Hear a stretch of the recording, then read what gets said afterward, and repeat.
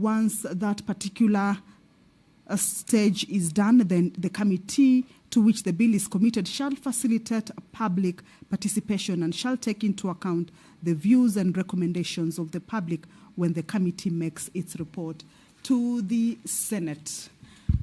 Now on your screens, we can see that there is a procession of the speaker making its way through the red carpet, that is the aisle, from the speaker's office leading right into the chamber. Ahead of the speaker is the mess, the symbol of authority of the house, and the procession has already made its way or is making its way into the chamber. This is the live broadcast of the Senate. The Speaker of the Senate, Honorable Amason Jeffa Kingi, has made his way into the House. Allow me to hand you over. Good afternoon. Na tuombe. Ewe Mwenyezi Mungu, tukusihi tutazame kwa neema nyingi na baraka sisi watumishi wako ambao umeridhika kutuita kwa nyadhifa za uongozi katika jamhuri hii yetu. Tunakuomba tuwajalie tuyatende na kufikiria mambo yote yatakayofikishwa mbele yetu kwa njia ya haki na uaminifu, ili kustawisha amani, ufanisi na heri ya nchi yetu na wale ambao haja zao umezikabidhi mikononi mwetu. Amen.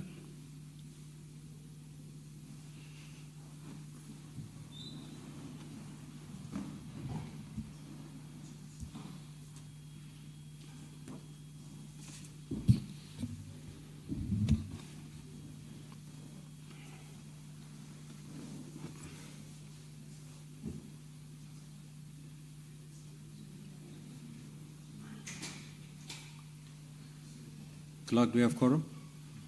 Sergeant at Arms, kindly ring the quorum bell for 10 minutes.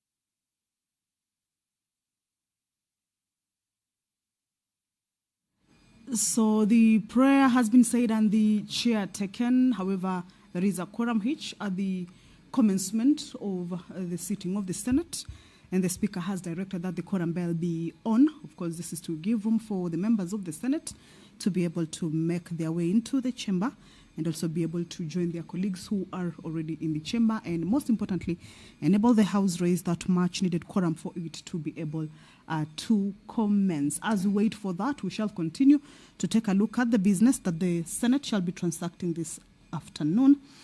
The referendum bill originating from the Senate, as I had indicated earlier, is coming up for first reading.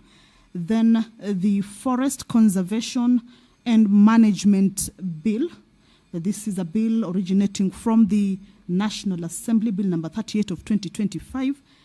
Is also a bill that is coming up for consideration at the Senate. This is a bill that concerns counties, and hence the need for it to be considered at the Senate. Now, this is a bill that the National Assembly already considered and passed. That is the Forest Conservation and Management Amendment Bill. Basically, the bill seeks to introduce a robust and forward-looking legal framework that is aimed at enhancing sustainable forest management, strengthening regulatory oversight, as well as promoting community participation in conservation efforts. So this is a bill that is also coming up for first reading and will also follow the same procedure, that is public participation as well as consideration at the second reading for debate in case there are any amendments that the senators will deem right to be able to forward or move regarding this particular bill.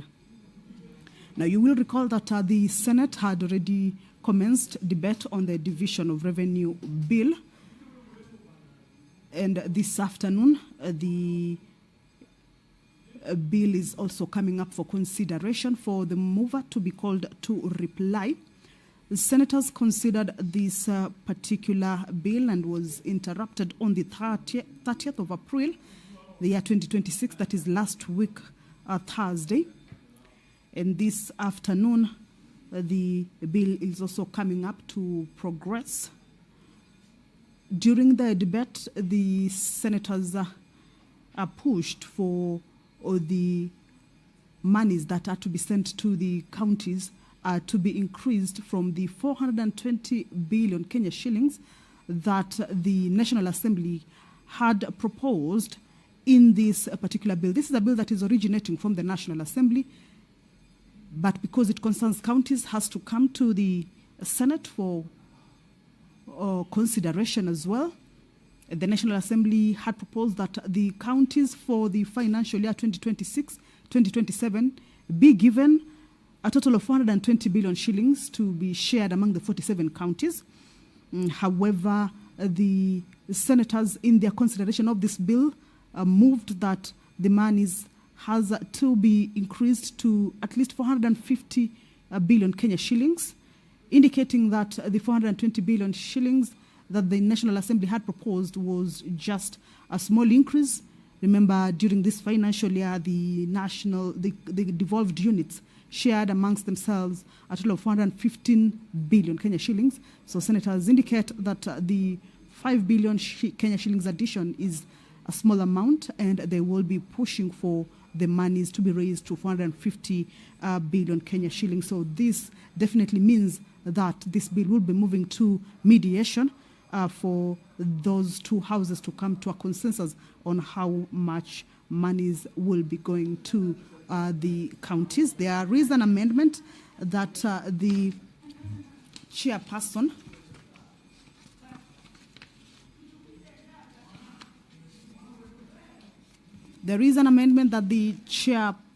Standing Committee on Finance and Budget intends to move regarding the Division of Revenue Bill.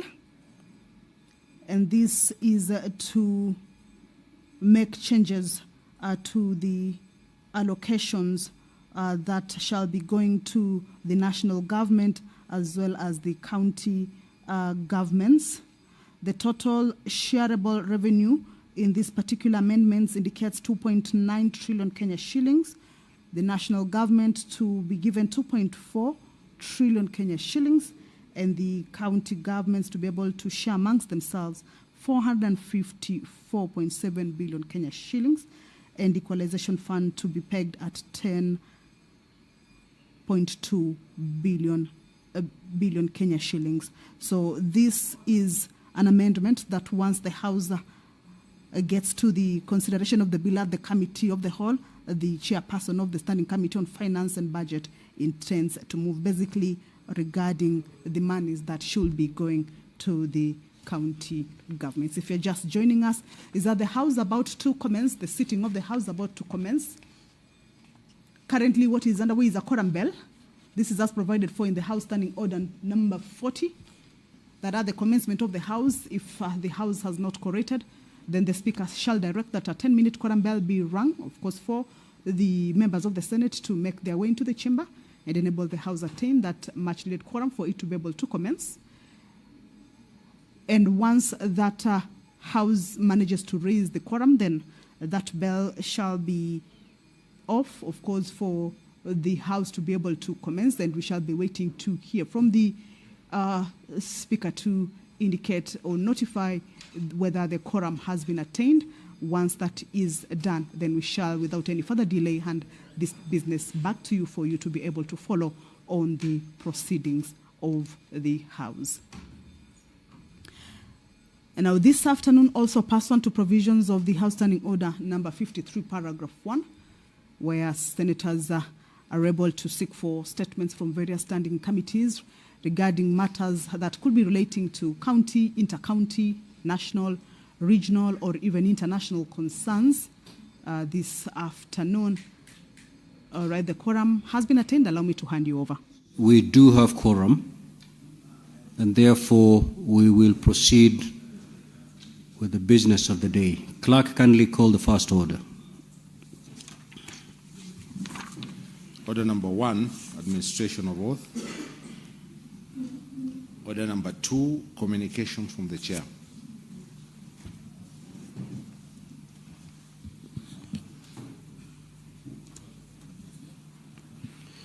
Now, honorable senators, the Senate, in collaboration with the National Assembly, runs the High School Voluntary Service Scheme, VSS. The program is aimed at providing students with first-hand knowledge on public service, democracy, and devolution. It gives the students an opportunity to learn and gain experience across various directorates in both houses of parliament.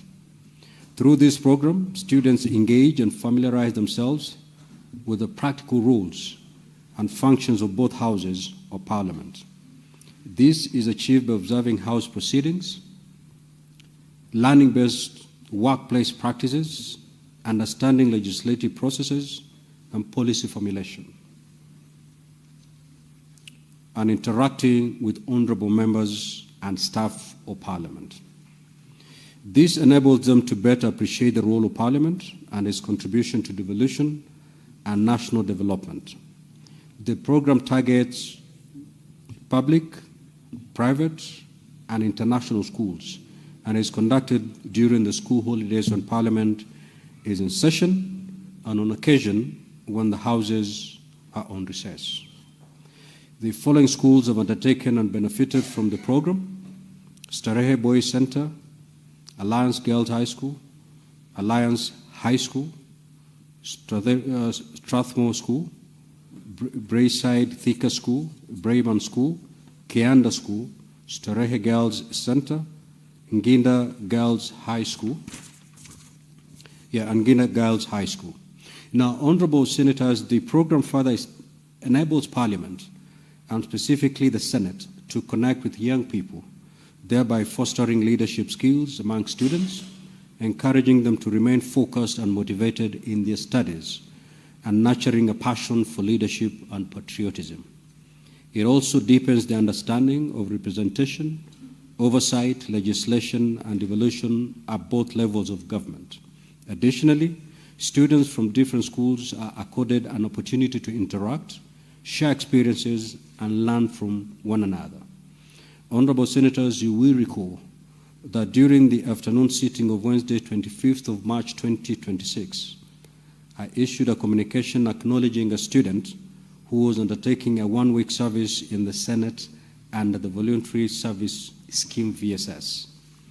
In the usual Senate tradition, I accorded Senator Edwin Sifuna MP, the Senator for Nairobi City County, an opportunity to welcome the student.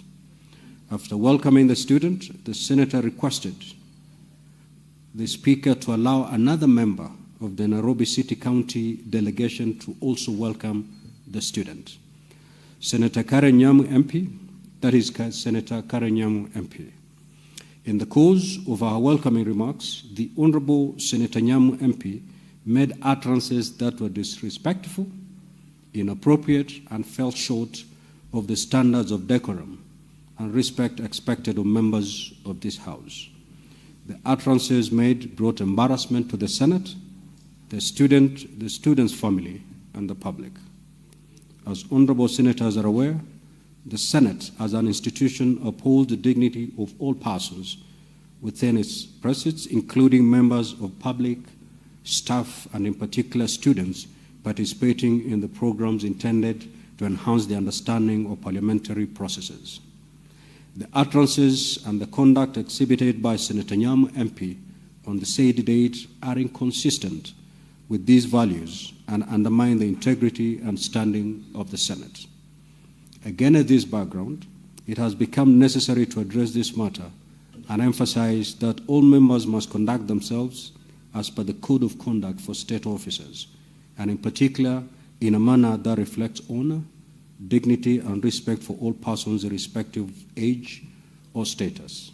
Now, honorable senators, in this regard, therefore, the senator is required to tender unreserved apology at the earliest opportunity to the Senate, the student, and the student's family, and the public for the distress occasioned by her remarks before being allowed to transact any business in the Senate. To this end, I direct that the office of the clerk immediately communicates the contents of this communication to the senator so that she is guided accordingly. Honorable senators, you may walk in and take your seats.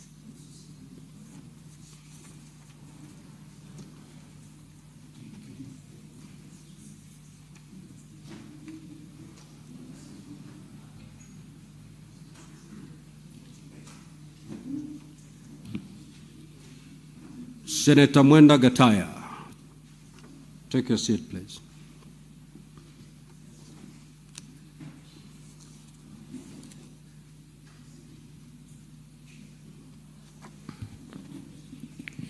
Now, honorable senators would like to acknowledge the presence in the Speaker's Gallery this afternoon of a visiting delegation of members of staff in the Department of Research Services of the Parliament of Uganda. The delegation is on a benchmarking engagement on best practices at the Senate. I request each member of the delegation to stand when called out so that you may be acknowledged in the Senate tradition. Mr. Owori Charles, Assistant Director, Research Services.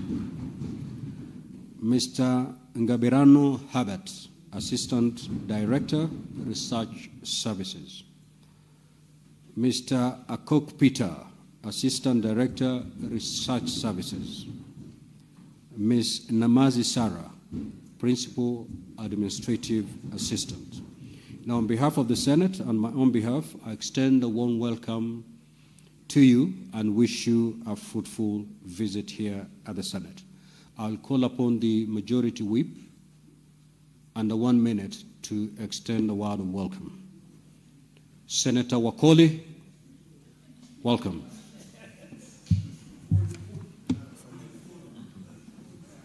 Wanajipoindi. Asante sana Mheshimiwa Spika. Ningependa kuchukua fursa hii ni lugha ya Afrika Mashariki. Kuna wimbo wa Jumuiya ya Afrika Mashariki, wimbo wa Kiswahili.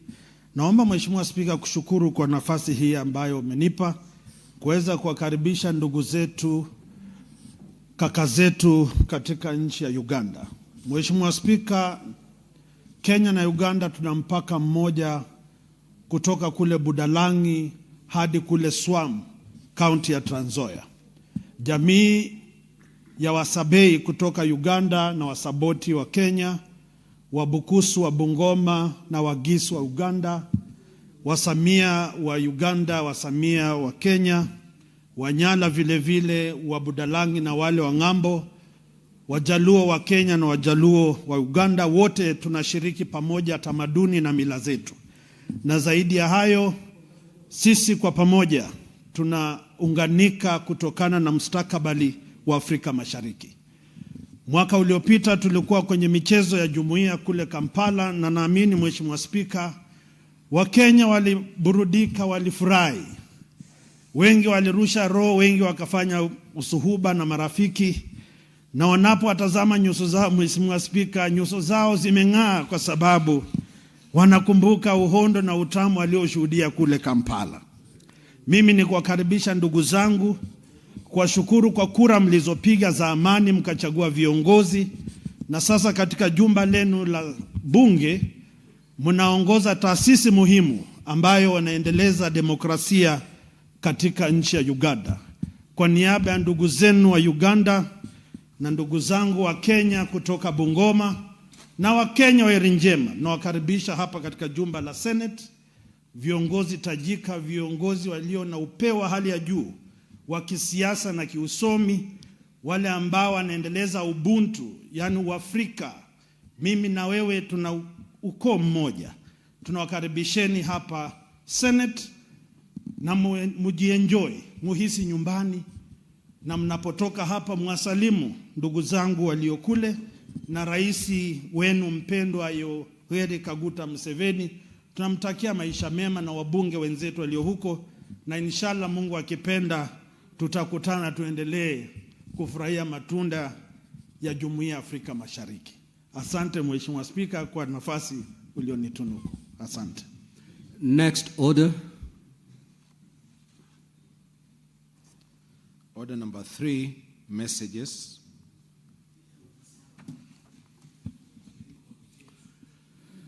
Now, honorable senators, I wish to report to the Senate that pursuant to Standing Order 46.3 and 4 of the Senate, I have received the following message from the Speaker of the National Assembly regarding the passage by the National Assembly of the Forest Conservation and Management Amendment Bill, National Assembly Bill number 38 of 2025. Now, the message dated Thursday, 30th of April 2026 was received in the office of the Clerk of the Senate on the same date. Now, pursuant to Standing Order 46.5, I now report the message. Pursuant to the provisions of Standing Order 41.1 and 142 of the National Assembly Standing Orders, I hereby convey the following message from the National Assembly.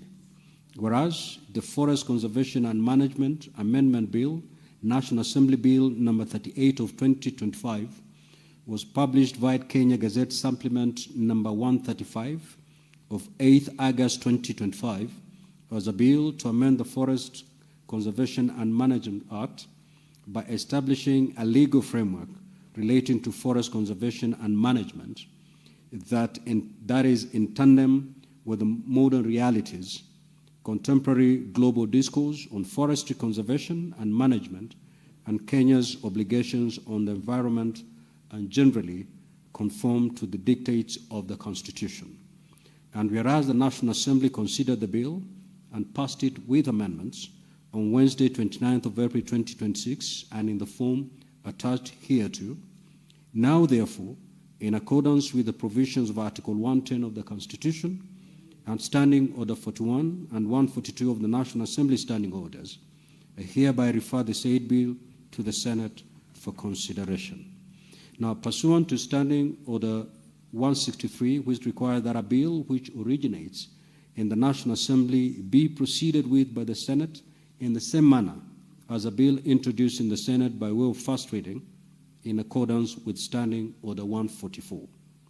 Honorable Senators, as you may have noted, the Forest Conservation and Management Amendment Bill, National Assembly Bills number 38 of 2025, has been listed in today's order paper, and at the appropriate time during this sitting, I will direct the clerk to read the bill a first time. I thank you. Next order, clerk. Order number 4, petitions. Order number 5, papers. Order number 6, notices of motion. Order number 7, questions and statements. Statement pursuant to Standing Order 52.1, the Honorable Senator for Elgeyo Marakwet, Senator William Kisang. Thank you, Honorable Speaker. Honorable Speaker, Mr. Speaker, sir, I rise pursuant to Standing Order 52.1 to make a statement on a matter of national concern, namely the remarkable and historic environmental achievement by Hilary Kiblagat Kibiward, a distinguished climate action youth leader and founder of the Green Earth Ambassadors Foundation, who on between 11 a.m. on 22nd April, which happened to be my birthday, and 11 a.m. on 23rd April 2026, took up the challenge of planting 23,326 indigenous tree seedlings within 24 hours, surpassing the current Guinness World Record mark. Mr. Speaker, sir, this extraordinary accomplishment achieved at Kesup Forest Station in Elgeyo Marakwet County is not only a personal triumph, but also a moment of immense pride for our nation. by exceeding the previous record of 23,060 trees. Hillary Kiplagat Kibiwot has demonstrated unparalleled determination, resilience, and commitment to environmental conservation and climate action. Mr. Speaker, I wish to sincerely commend and congratulate Mr. Kibiwot for this historic feat. His work goes beyond breaking a record. It represents a powerful call to action in addressing the urgent challenges of climate change, deforestation, and environmental degradation. Planting over 23,000 indigenous seedlings within a single day is a testament to what dedication, discipline, and vision can achieve. Mr. Speaker, sir, allow me to recognize that this achievement is deeply rooted in a personal journey of transformation and purpose, inspired by his early experiences of witnessing deforestation. Mr. Kibiwot chose to champion environmental restoration, turning a challenge into an opportunity for positive change. Through the Green Earth Ambassadors Foundation, he has for over 8 years mobilized communities, restored degraded landscapes, and protected vital water catchment areas in Elgeyo-Marakwet County and beyond. Mr. Speaker, sir, this initiative aligns strongly with the government's environmental agenda, including the ambitious vision of planting over 15 billion trees by 2030 under the leadership of His Excellency, the President Dr. William Samoei Ruto. Mr. Kibiwot's efforts not only support this vision, but also position Kenya as a global leader in grassroots-driven climate action. I also wish to acknowledge the role of local communities, forestry officials, and volunteers who supported this initiative. The collective effort underscores the importance of unity and collaboration in achieving sustainable environmental outcomes. Mr. Speaker, sir, this remarkable achievement serves as an inspiration to the youth of this nation and to the world at large. It proves that individual action, when driven by purpose and commitment, can yield global impact. Mr. Kibiwot's motto, plant trees today, tomorrow, and forever for a better future. It's not just a statement, it's a call to action for all of us. In recognition of this milestone, I urge the government, relevant ministries, and environmental stakeholders to formally support and scale up such initiatives. There is need to invest in youth-led climate action programs, strengthen reforestation efforts, and ensure the sustainability of such impactful projects, including maintaining a high survival rate of planted seedlings. Mr. Speaker, sir, as we celebrate this achievement, let us reaffirm our collective responsibility to protect our environment for present and future generations. I call upon all Kenyans to emulate this example and actively participate in environmental conservation efforts.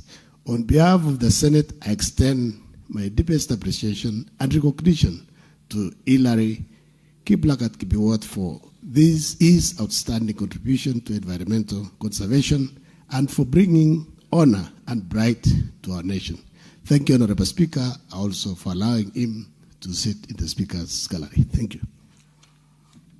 Now, Honorable Senators, Mr. Hillary Kiplagat Kibiwot is present in the Speaker's gallery. Mr. Hillary, you may stand so that the Senate may acknowledge your presence.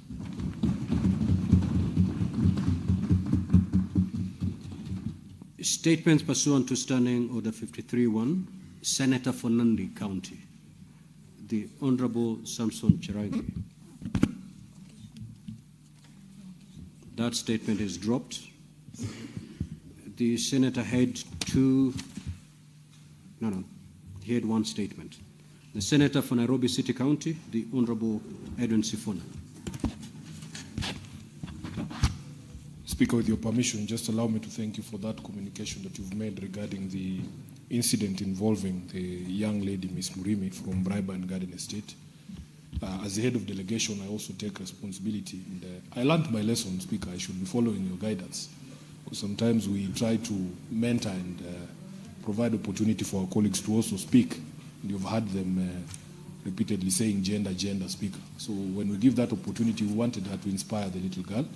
But I want to also inform you, Mr. Speaker, that I had a conversation with her, and the communication that you have had today is quite good for the House. Speaker, I rise pursuant to Standing Order 53.1 to seek a statement from the Standing Committee on Labour and Social Welfare on a matter of national concern regarding an emerging trend in both the public service and the private sector where statutory and other deductions are made from employee salaries but are not remitted to the relevant agencies. Mr. Speaker, this malpractice has undermined the welfare of employees across the country. Many workers seeking health services, including through the Social Health Authority, attempting to access SACCO loans from their cooperative societies, or claiming retirement benefits, discover that their contributions have not been remitted, leaving them unable to access services or funds despite years of faithful, dedicated service. For instance, Honorable Speaker, over 2,000 employees of King's Cleaners in Mombasa have petitioned my office over failure to remit their statutory contributions, a situation that has severely affected their livelihoods and denied them medical access. Same situation, Honorable Speaker, faces former employees of Nairobi City Water Services Company. In the statement, the committee should address the following: the measures being taken by the Ministry of Labour and Social Protection to address the perennial issue of unremitted statutory and salary deductions across both public and private sectors, the current situation of unremitted deductions within the public service, including the sectors most affected, and the remedial plan to regularize employee remittances. And lastly, Speaker, the accountability mechanisms in place to ensure that employees who deduct but fail to remit employee contributions are investigated, sanctioned, and compelled to comply. Thank you, Speaker. Senator from Busia County, the Honorable Andrew Mtata.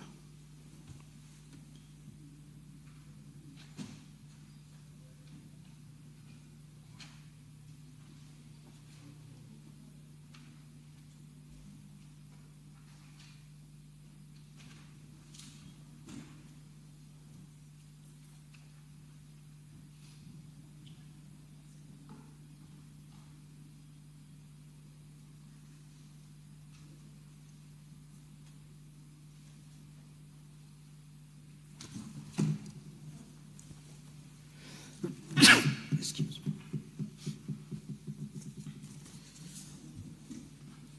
Mr. Speaker, sir, I have a request for a statement on the governance, utilization, and protection of public land held by Agricultural Development Corporation across the country.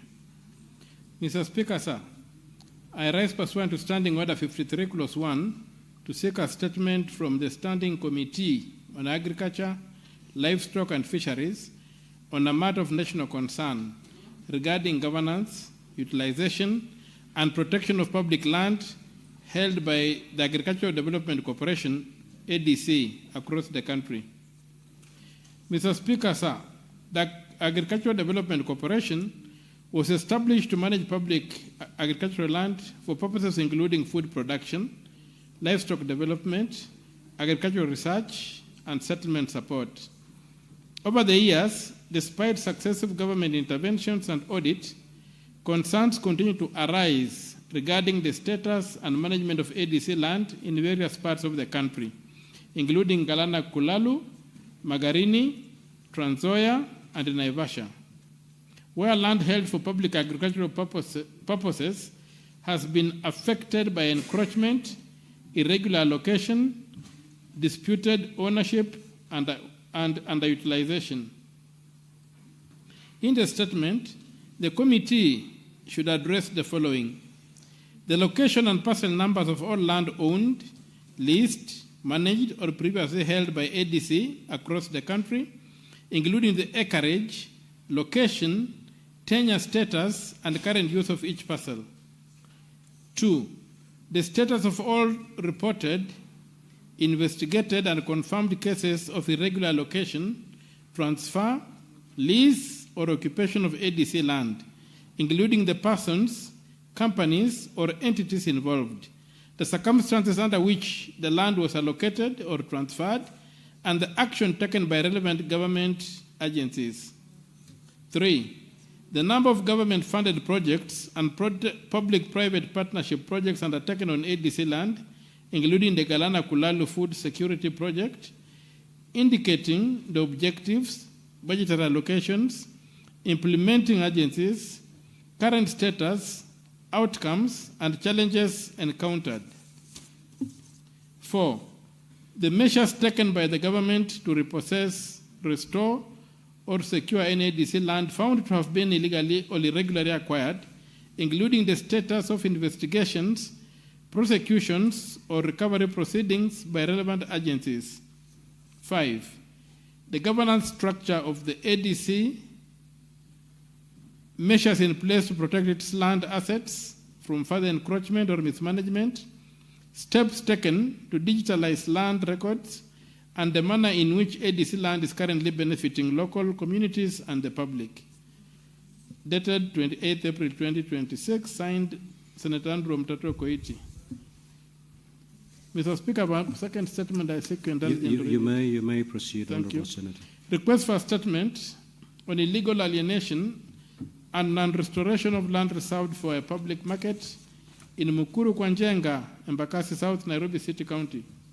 Mr. Speaker, sir, I rise pursuant to Standing Order 53, Clause 1, to seek a statement from the Standing Committee on Lands, Environment and Natural Resources on a matter of county-wide concern regarding the continued alienation and non-restoration of land LR number 209/12-678, originally reserved for a public market at Mukuru Kwanjenga, Embakasi South.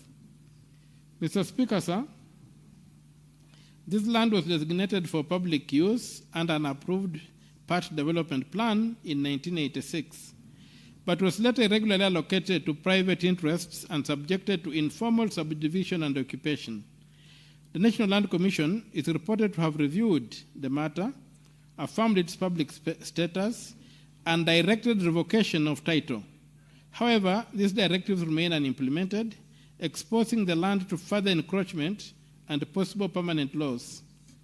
In the statement, the committee should address the following: whether the land was legally designated as public utility land for a market under PDP number 42.28.86 of 1986, and whether it was ever lawfully available for private allocation.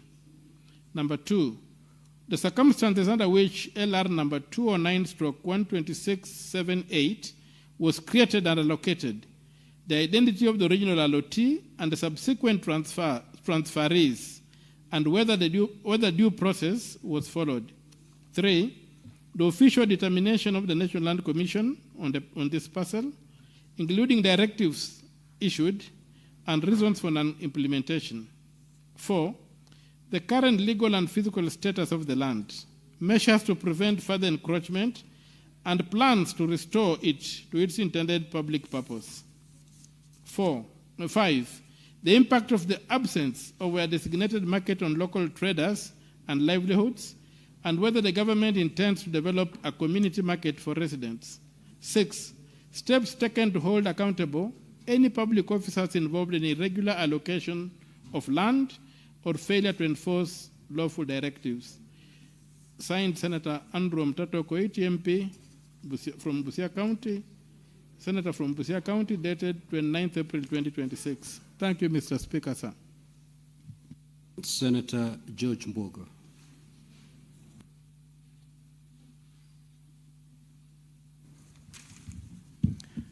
Thank you, Mr. Speaker. I rise pursuant to Standing Order 53.1 to seek a statement from the Standing Committee of Labour and Social Welfare on a matter of national concern regarding the implementation status of the 5% employment quota for persons with disabilities in the public service.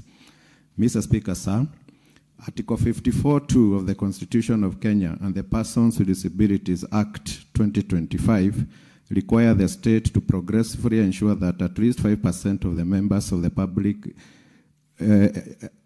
and appointive bodies are persons with disabilities. In the statement, the committee should address the following. 1, the current percentages of persons with disabilities employed across ministries, state departments, state corporations, and other public institutions, disaggregated by institution, job cadre, gender, and county.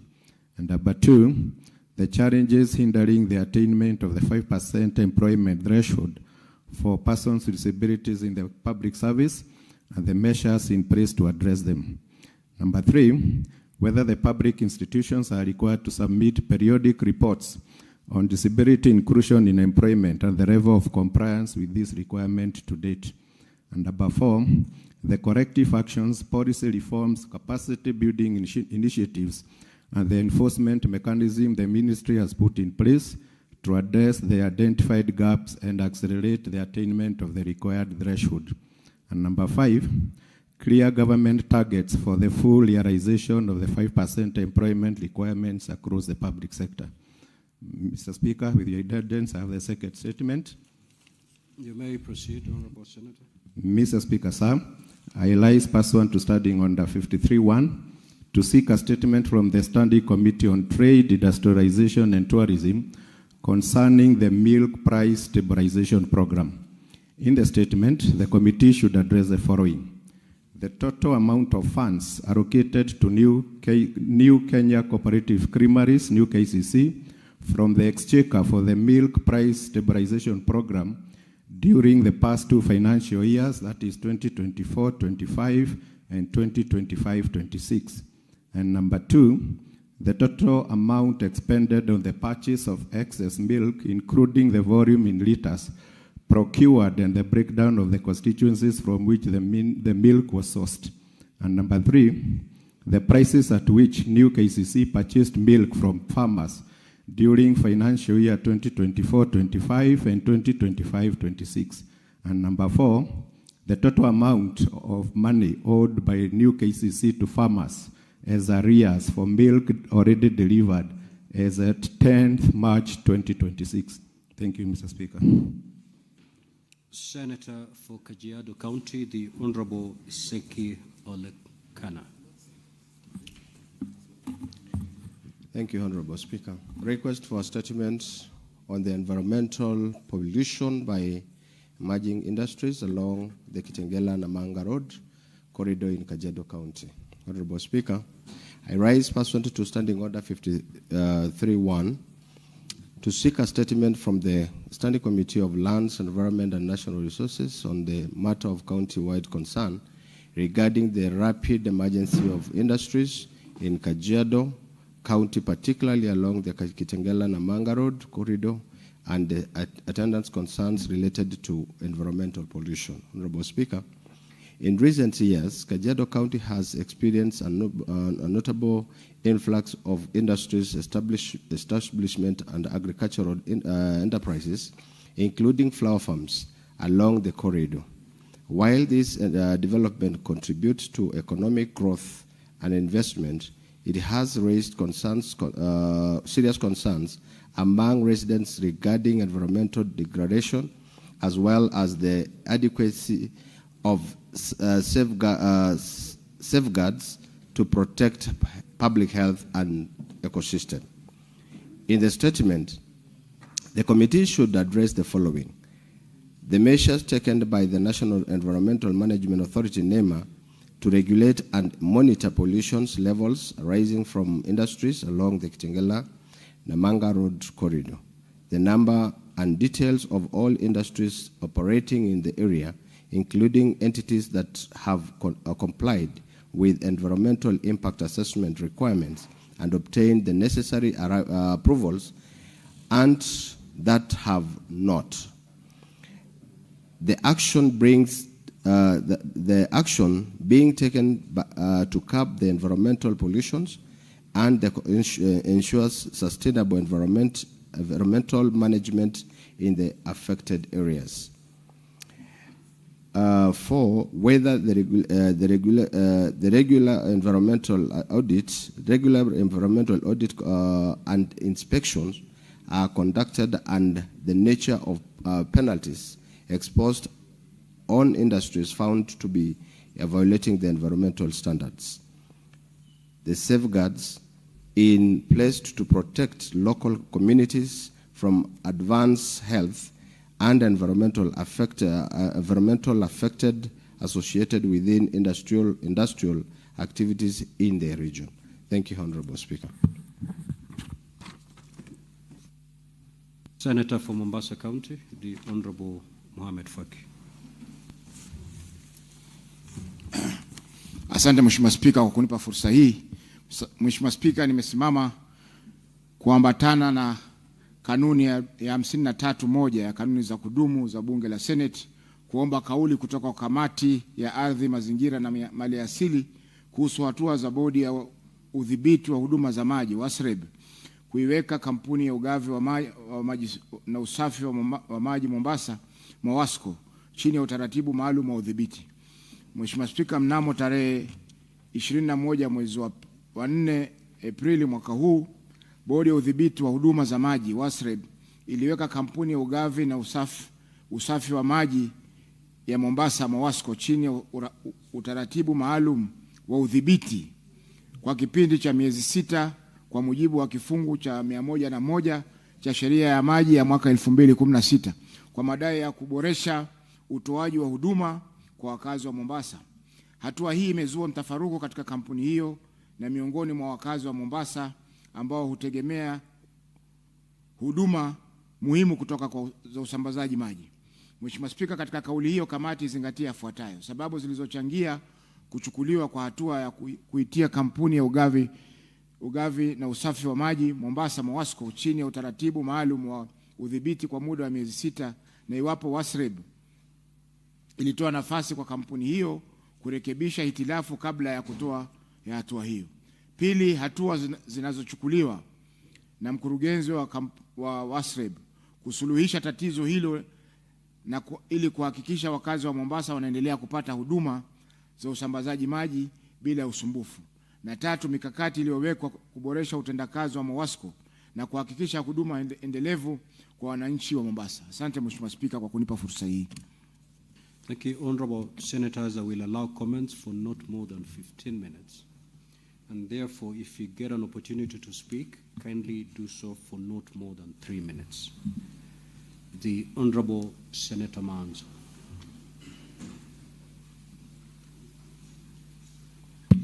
Thank you, Mr. Speaker, for giving me an opportunity to comment. I would like to comment on Senator Seki's request for statement. Mr. Speaker, not only just is county, but quite a number of places in the country, Mr. Speaker, where town planning or planning for particularly for making sure that environmental conservation is managed. Mr. Speaker, you find that in a lot of places, industries are mixed with the settlement, Mr. Speaker. And a lot of times, Mr. Speaker, there are emissions from industry which are not properly managed. And Mr. Speaker, this happened one time in Uhuru Owino area in Mombasa. The residents got affected, got poisoned. They went to court, Mr. Speaker, up to Supreme Court.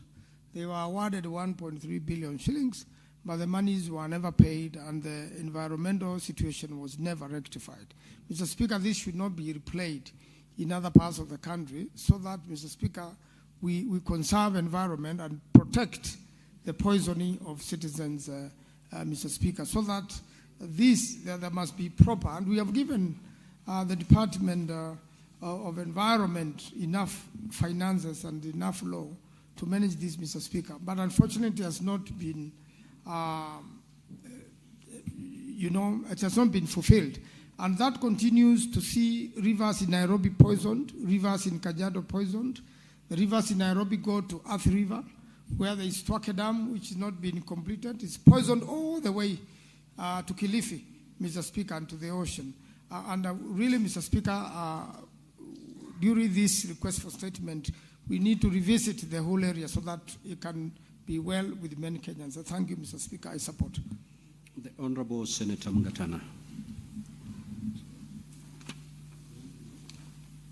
Thank you, Mr. Speaker, for giving me the floor. Mr. Speaker, I wanted to address the question of deducted monies from employees, but failure by entities to give those contributions to the relevant agencies.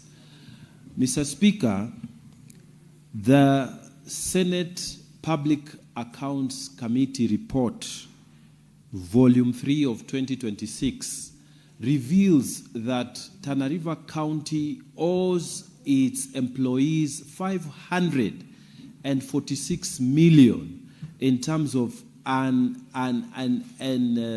remitted deductions in its pensions deductions. Mr. Speaker, I would request the committee that will be dealing with this matter, the Labour Committee, Mr. Speaker, during the interrogation of this statement, to call upon the governor of Tana River to come and tell us why has he not complied with the directive that he should regularize the payment of the unremitted amounts of monies that has been deducted from the workers and has not been remitted, especially, Mr. Speaker, on pensions. Mr. Speaker, the worry is that misappropriation of these funds or misallocation of these funds may occur because it is still within the control of the county revenue fund. Mr. Speaker, I urge that the committee also spreads its wings to Tana River County and interrogates this with the aim of helping our workers who are suffering the deductions without the contributions being remitted. I thank you, Mr. Speaker. Senator Eddie Okech. Senator Eddie.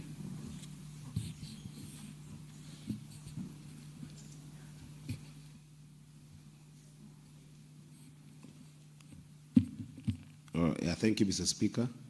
Mr. Speaker, I just wanted to quickly contribute on the statement by the Senator of Nairobi, Senator Sifuna, on the status of unlimited statutory deductions and actually salary deductions, Mr. Speaker. Mr. Speaker, this is an issue that we have really struggled with, even in CPIC. We have had a number of times, especially in our counties, a number of times that the biggest chunk of the pending bills that we are experiencing in CPIC are pending bills that have accrued from non-remittances of these deductions. And Mr. Speaker, the worst part is that now they are piling to be a major stumbling block to budgeting in counties because of the fact that they also come with fines. So in instances where you look at NSSF, there are fines that have been there. We actually did form a committee in CPIC with the National Treasury, Mr. Speaker, and my biggest worry is that the National Treasury does not respond to even some of these committees that we have formed with them. Because we formed this committee sometimes last year to be able to help the counties with this burden on their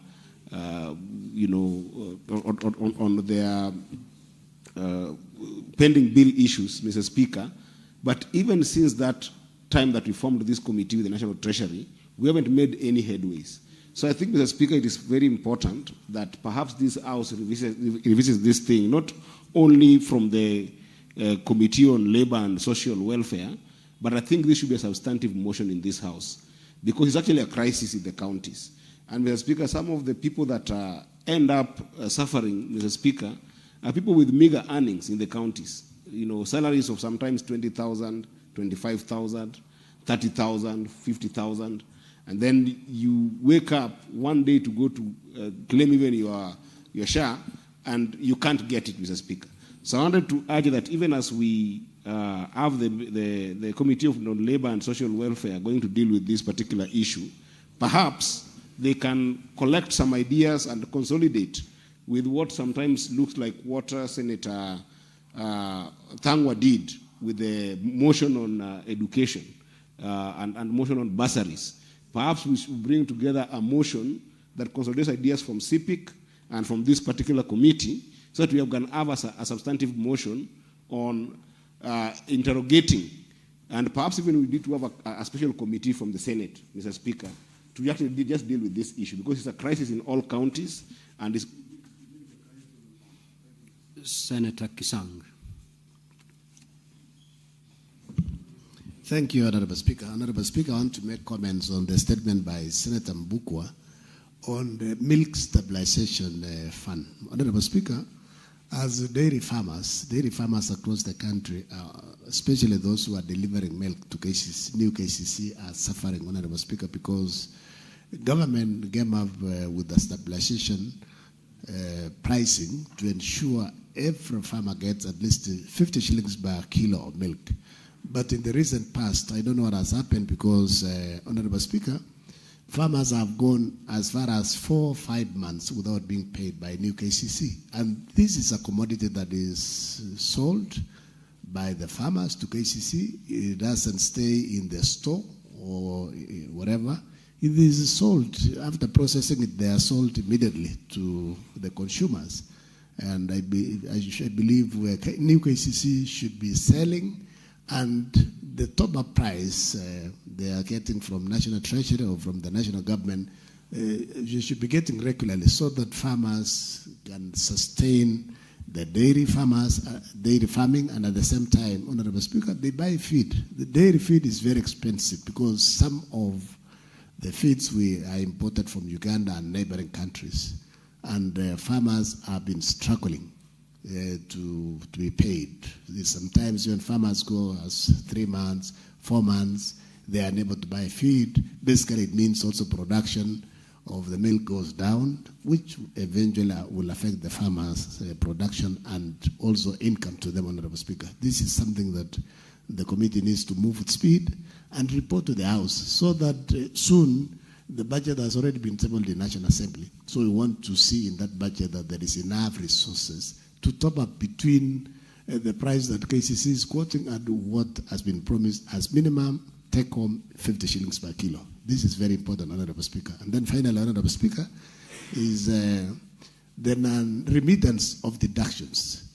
The county governments are very notorious, Honorable Speaker, in deducting the SACCO deductions. They deduct loans from employees, but they don't remit to the third parties, Honorable Speaker. In fact, most of the employees across the counties are already blacklisted in CRP. And these are people who have already, they've earned, the deductions have been deducted, but the counties are not remitting. This is something that we need to interrogate. And as my colleague, Senator Idea said, in CIPIC, we formed a task force with National Treasury and also the LAP Fund and LAP Trust and NSSF. And then along the way, I think the committee timeline expired. I believe we need to revise. Senator Muma. Thank you, Honorable Speaker. I'd like to contribute to Senator Sifuna's statement about statutory remittances. Not just mainly by county governments.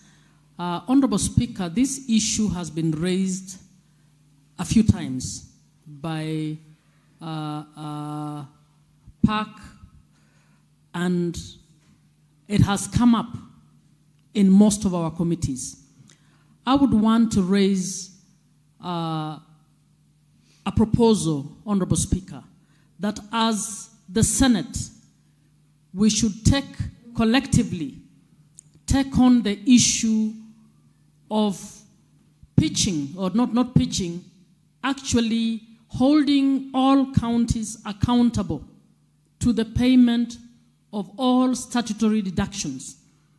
Because statutory deductions are not monies of the county that are being held by the governors. These are monies that belong to the employees.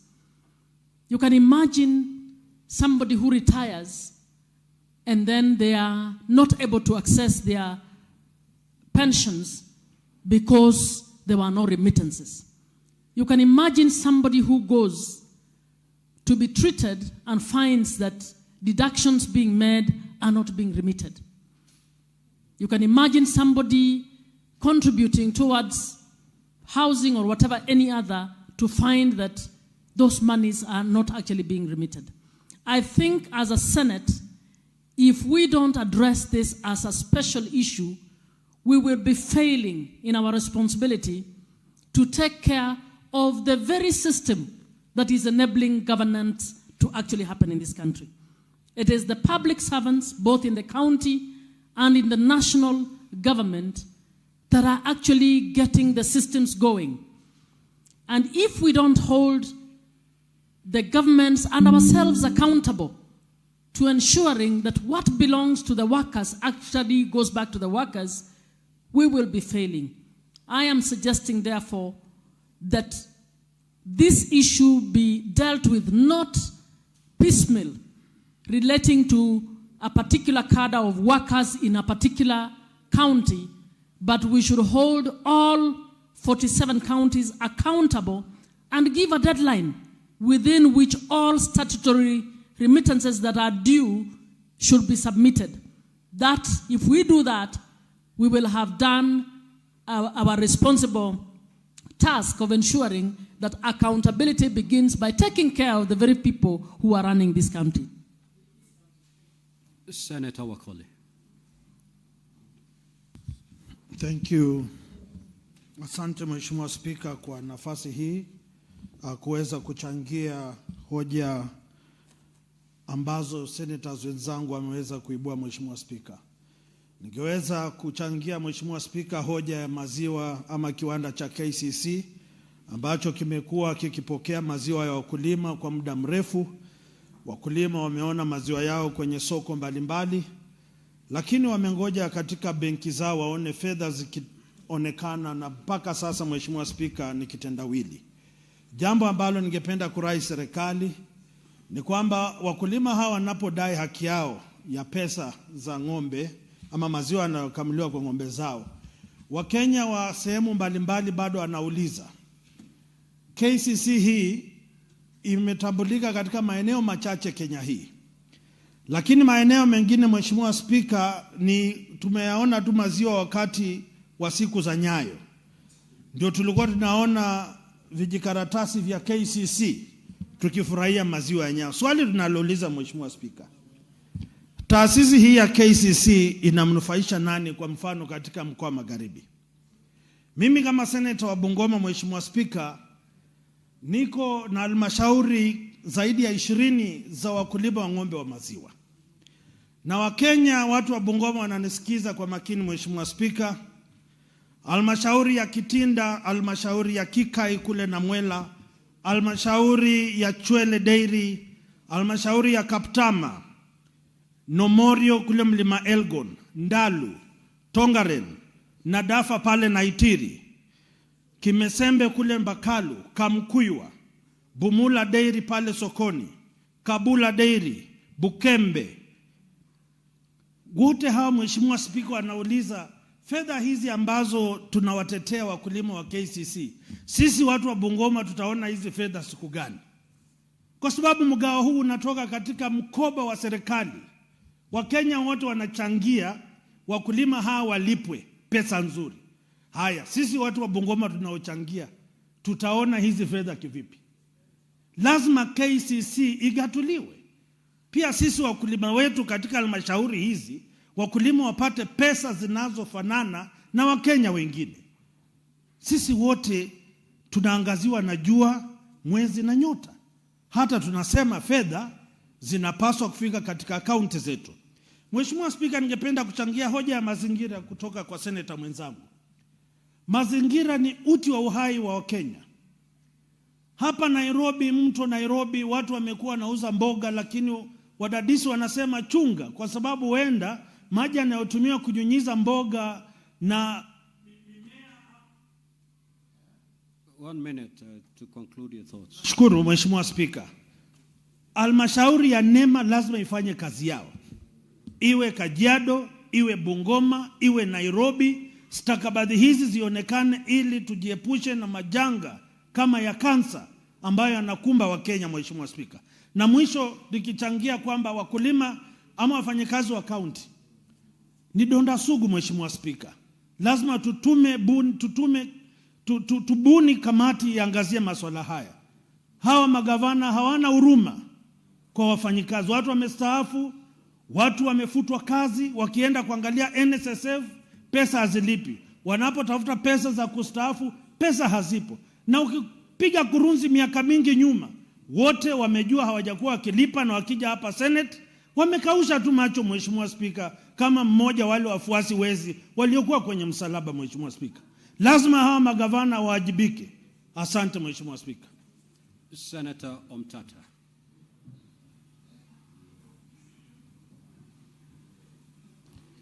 Thank you, Mr. Speaker, sir. I would like to contribute to the statement on non-remittance of statutory deductions. Mr. Speaker, sir, statutory deductions are a matter of law. It is a law that demands that these monies be deducted and remitted. Those who fail to do so breach the law, and I don't see why action is not taken against them as people who are breaching the law. We have tended to handle them with kid gloves, and that's why I think the problem is becoming, the issue is a runaway problem. I would suggest that some of these matters are taken up by law enforcement, and these officers are dealt with accordingly. But also, to play the devil's advocate for a brief moment, Mr. Speaker, sir, some of this failure to remit deductions is also caused by the National Treasury, which delays in releasing funds to counties. There are some genuine cases whereby the monies come late, and they find that a lot of penalties have been incurred and are not enough to pay the remittances. So, Mr. Speaker, sir, it's an issue of law enforcement that should also affect the Treasury, where the Treasury delays to release money to county governments according to the law. Necessary sanctions should take place. Otherwise, we are punishing innocent people who are suffering. They can't service their loans. They can't service other obligations. And county governments end up with huge bills in terms of fines. So, Mr. Speaker, as a matter of law enforcement, I pray that this House takes action and ensures that the law is upheld as regards statutory deductions. Thank you, Mr. Speaker, sir. Now, honorable senators, we have exhausted the 15 minutes allocated to this session. We'll now move to the next order. Clerk, kindly call the next order.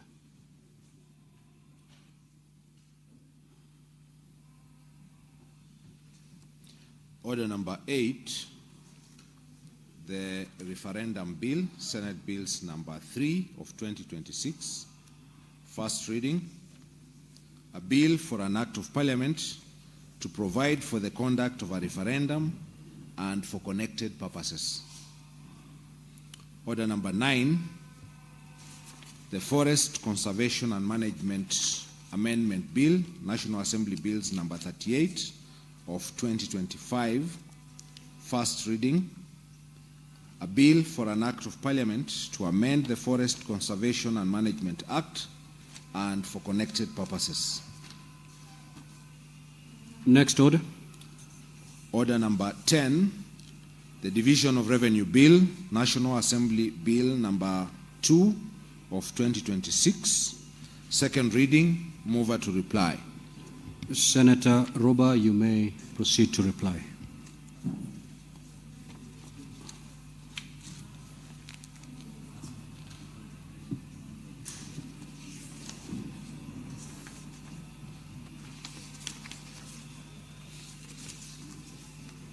Mr. Speaker, I move to reply.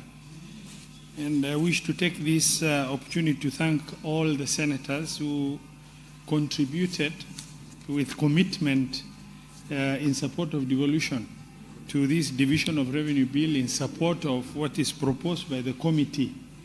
Mr. Speaker, just as a recap of what has emerged is the bill contains 2.9 trillion shilling to be shared between the national and county government, where the bill as passed by the National Assembly proposes 2.47 trillion, which is 85.17, to be shared, to be the share of national government, and county government to receive 420 billion, which is 14.47, Mr. Speaker, and equalization fund to be allocated 10.25.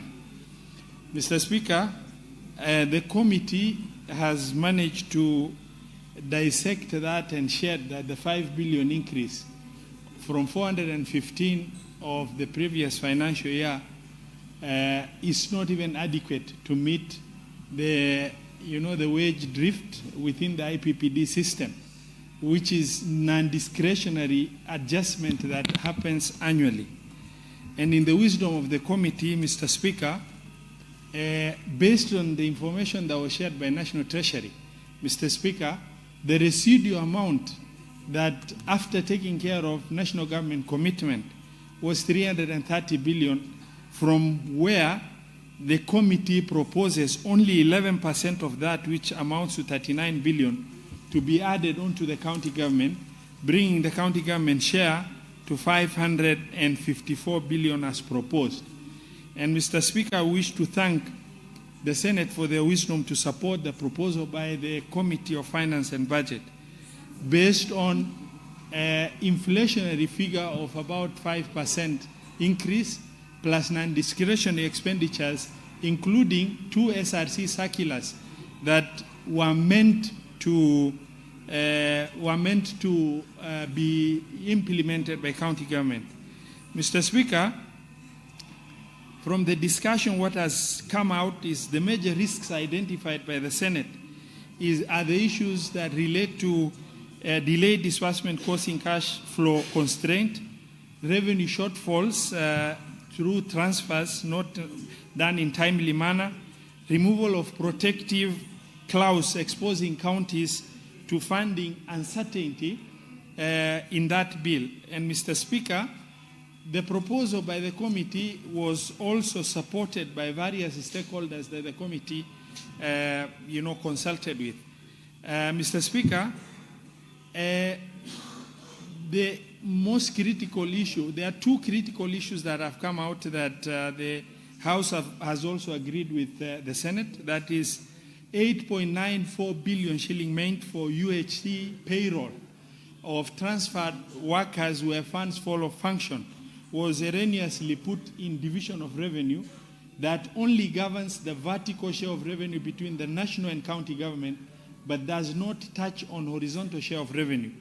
In the wisdom of the committee, we propose that money be moved to county additional allocation so that then the applicable personnel under each county can be adequately given the payroll support required from the 8.94 billion.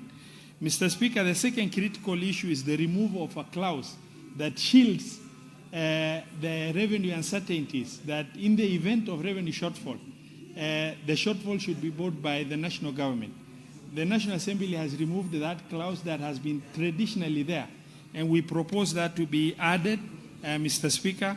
And Mr. Speaker, other than that, it is the commitment of this House, the Senate of the Republic of Kenya, Mr. Speaker, that in our commitment and solidarity to support devolution, where the Senate is required to play its role in making sure devolution is protected and funds allocation to devolve units need to increase as funds allocation to national government increases. These continuously demonstrate the commitment of the Senate to protect devolution. Mr. Speaker, that also, by doing that, we get the moral mandate to be able to critique or criticize our county governments when they do not provide the services commensurate to the monies they receive. Mr. Speaker, I beg to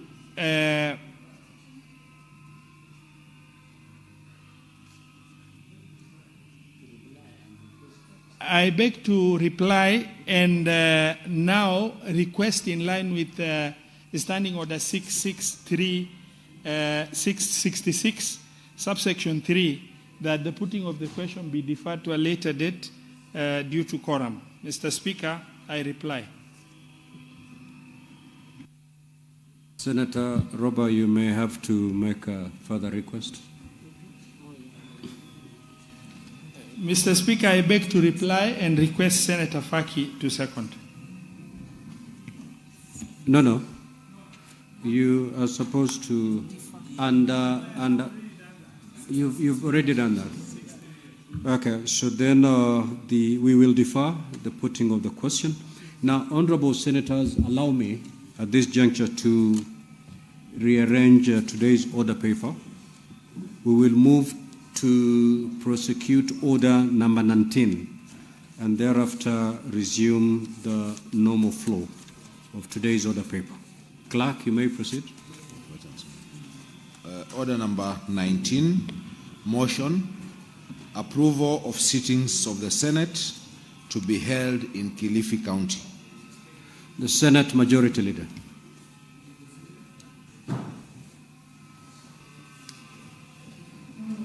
Thank you, Honorable Speaker.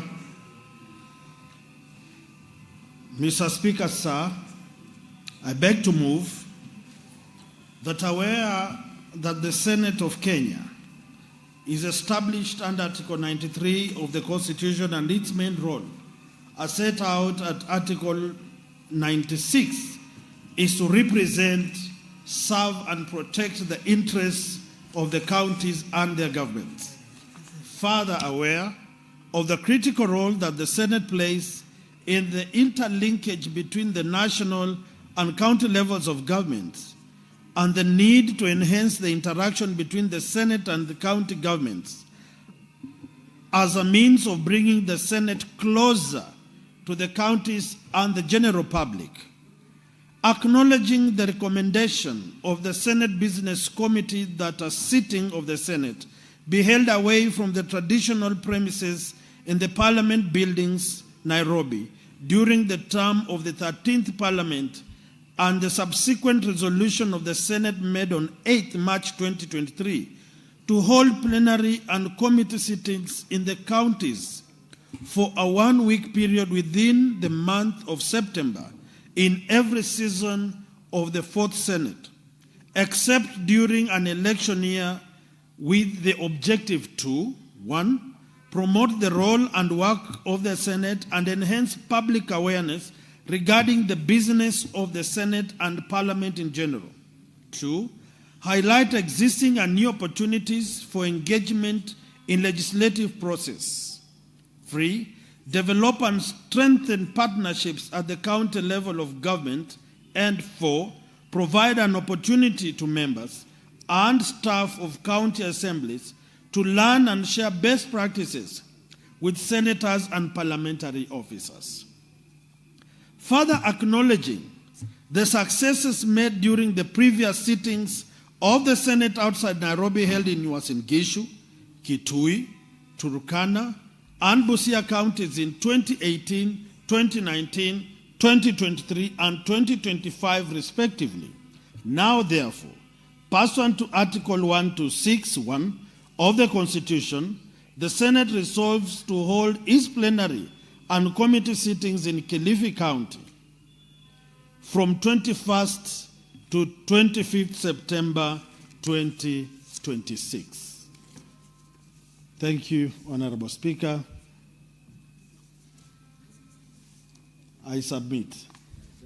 And I beg to move.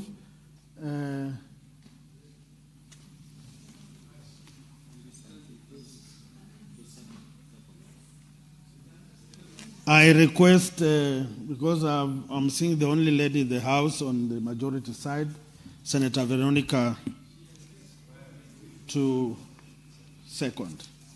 Thank you.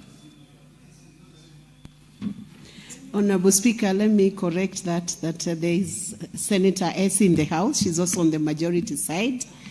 But I want to take this opportunity to thank Senator Wakoli, our whip, for ably moving that motion that Senate considers moving down to Kilifi County to run its business for a week in line with Article 126(1) of the Constitution. And Honorable Speaker, it is important that the work we do as senators becomes relevant to the people And there are many, many people, many, many Kenyans who are not able to come to Nairobi, where the seat of Senate is or the seat of Parliament is, to partake of live proceedings of what happens in Senate. And since Senate is a guardian of the devolution, Honorable Speaker, the best way that Senate can connect with the residents of Kenya is to constantly go down to where the people are at the grassroots level, have a perspective that is grounded and that has a best interest of the citizens at heart, and also get to see the projects that are being implemented by county governments, Honorable Speaker. And as you may well be aware, we have had many counties purporting to implement projects which, if they are inspected by the senators or there is oversight being done by senators, we might as well find that those projects are not having the kind of quality they should be carrying, and even they are not even done in some counties, yet expenditures have already rolled out, Honorable Speaker. So I rise to support this motion and to say that, in fact, if it was possible, Honorable Speaker, we would even do it twice in an year. But because the budget constraints would not allow us to be able to sit in different counties within the course of the year, so that we can have the accountability process running together with the governance system, then it is in order that at least there is that good effort to go down to the county. And no better county, Honorable Speaker, like Kilifi County. Kilifi is a beautiful county. I can only say it is second to Murang'a County, because Murang'a retains the best county. It is the one that is now, right now, offering best practice, Honorable Speaker, to other governors. I saw Governor Otchilo in Murang'a being taken through some apps within Murang'a County by Governor Irungu Kang'ata. And we welcome all the governors to come to Murang'a and learn a few things about how to implement projects in agriculture, implement projects in healthcare sector, and many other things that you can learn from Murang'a and find the beautiful people of Murang'a and connect with them. So, Honorable Speaker, I love the Kilifi County. And Honorable Speaker, you come from Kilifi County, and you served as a governor of Kilifi County, one of the best counties in this republic, Honorable Speaker. It's a coastal county, having a lot of resources within the blue economy. And I believe all the senators who have not experienced massive waters, the blue economy, the great seas and the oceans, Honorable Speaker, like Senator Boni Halwale, who have only seen the water in a bucket when they are taking a shower, can then now have an opportunity, Honorable Speaker, to experience the beauty of this land of Kenya from the Indian Ocean, Honorable Speaker. And I want to ask the committee that is planning for this Senate Mashinani to consider that the senators will have an opportunity to board a ship or a dhow or some water vessel, some watercraft, and experience how it is to survive in the 48th county, that is the seas and the blue economy sector, and to also ask us while they are taking up that voyage, Honorable Speaker, whether it's a dinner or whether it's a study tour within the ocean, to ask us what is the meaning of territorial sea, to ask us how far that territorial sea moves into the ocean, to ask us about the maritime domains, Honorable Speaker, and issues that touch on maritime governance and how we can ensure that we can harness the resources within the blue economy and within the maritime zone, so that we will not have these kind of answers that we had one time when a lady was being interviewed to take up a job within the Kilifi County. And when she was asked what blue economy was, she said it is about the blue skies. Nobody should confuse blue economy with the blue skies. Honorable Boni Halwale, Senator Boni Halwale, blue economy is about the seas and the oceans. So this Senate Mashinani will really help also the senators to advance their understanding of what the maritime domains stand for. Honorable Speaker, In that same Senate Mashinani, we talk about the contiguous zone and the exclusive economic zones within the maritime sector. I will happily take the senators through that course as we partner together with other experts in the maritime domain, the blue economy domain. And with those many remarks, Honorable Speaker, I wish to second and move forward. What is your point of order? What is your... Thanks for your indulgence.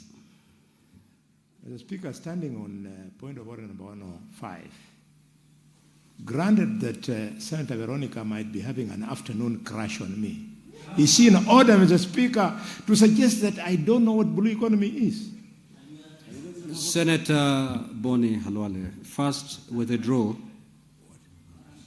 that unparliamentary statement that your colleague could have a crush on you in the chamber. Kindly withdraw that. Then I'll deal with the second prayer that you've... Mr. Speaker, because of the respect I give you, I withdraw, but wish to clarify that the crush was occasioned by the fact that she didn't just comment on me once. She's done it severally, which is the medical characteristics of a crush. Senator Boni. Maybe it is out of hatred. Someone could see it that way. Senator Veronica, the good doctor, has deep knowledge on blue economy. That I can attest. Very well. I stand guided, and I want to... Senator Veronica, you had concluded seconding the motion. Yes. So allow me to propose the question. Thank you, Honorable Speaker. Now, honorable senators are now propose the question. They're aware that the Senate of Kenya is established under Article 93 of the Constitution, and its main role, as set out at Article 96, is to represent, serve, and protect the interests of the counties and their governments. Further, aware of the critical role that the Senate plays in linkage between the national and county levels of government, and the need to enhance the interaction between the Senate and the county governments as a means of bringing the Senate closer to the counties and the general public, acknowledging the recommendation of the Senate Business Committee that a sitting of the Senate be held away from the traditional premises in Parliament buildings, Nairobi, during the term of the 13th Parliament, and the subsequent resolution of the Senate made on 8th of March 2023 to hold plenary and committee sittings in the counties for a one-week period within the month of September in every session of the 4th Senate, except during an election year, with the objective to, 1, promote the role and work of the Senate and enhance public awareness regarding the business of the Senate and Parliament in general. 2, highlight existing and new opportunities for engagement in the legislative process. 3, develop and strengthen partnerships at the county level of government. And 4, provide an opportunity to members and staff of the county assemblies to learn and share best practices with senators and parliamentary officers. Further, acknowledging the successes made during previous sittings of the Senate outside Nairobi, held in Uasin Gishu, Kitui, Turkana, and Busia counties in 2018, 2019, 2023, and 2025, respectively. Now, therefore, pursuant to Article 126(1) of the Constitution, the Senate resolves to hold its plenary and committee sittings in Kilifi County from 21st to 25th September 2026. Now, honorable senators, this is rather procedural. The floor is open for debate. With your concurrence, you may allow me to put the question so that we dispense with this particular motion, or we may allow members to debate this motion. Do I have your concurrence that I put the question? Yes. Thank you. So, honorable senators, I will now proceed to put the question. They're aware that the Senate of Kenya is established under Article 93 of the Constitution, and its main rule, as set out at Article 96, is to represent, serve, and protect the interests of the counties and their governments. Further, aware of the critical role that the Senate plays in the interlinkage between the national and county levels of government, and the need to enhance the interaction between the Senate and county governments as a means of bringing the Senate closer to the counties and the general public, acknowledging the recommendation of the Senate Business Committee that a sitting of the Senate be held away from the traditional premises in Parliament buildings, Nairobi, during the time of the 13th Parliament, and the subsequent resolution of the Senate made on 8th March 2023 to hold plenary and committee sittings in the counties for a one-week period within the month of September in every session of the 4th Senate, except during an election year, with the objective to 1, promote the role and work of the Senate and enhance public awareness regarding the business of the Senate and Parliament in general. 2, highlight existing and new opportunities for engagement in the legislative processes. 3, develop and strengthen partnerships at the county level of government and provide an opportunity to members and staff of the county assemblies to learn and share best practices with senators and parliamentary officers. Further, acknowledging the successes made during the previous sittings of the Senate outside Nairobi, held in Uasin Gishu, Kitui, Turkana, and Busia counties in 2018, 2019, 2023, and 2025, respectively. Now, therefore, pursuant to Article 126(1) of the Constitution, the Senate resolved to hold its plenary and committee sittings in Kilifi County from 21st to the 25th of September 2026. Before I pose the question, just allow me to consult the clerk on a procedural issue.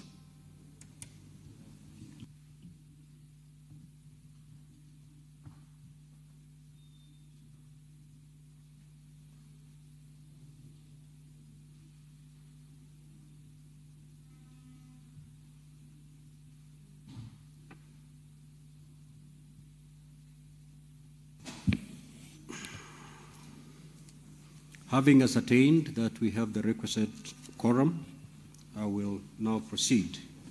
Will as many as of that opinion say aye? Aye. Will as many as of the contrary opinion say nay? The ayes have it.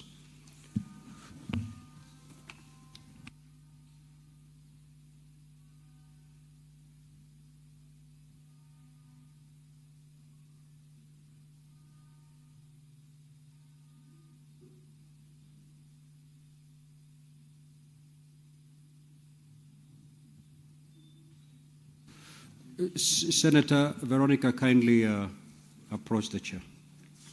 Now, we will proceed to order number 17, honorable senators, and thereafter we will see if we can assume the natural flow of today's order paper. Clerk, you may proceed to call that order.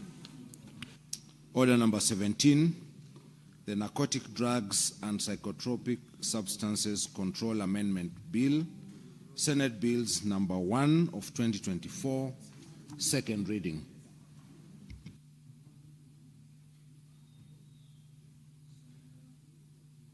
Senator for Meru County.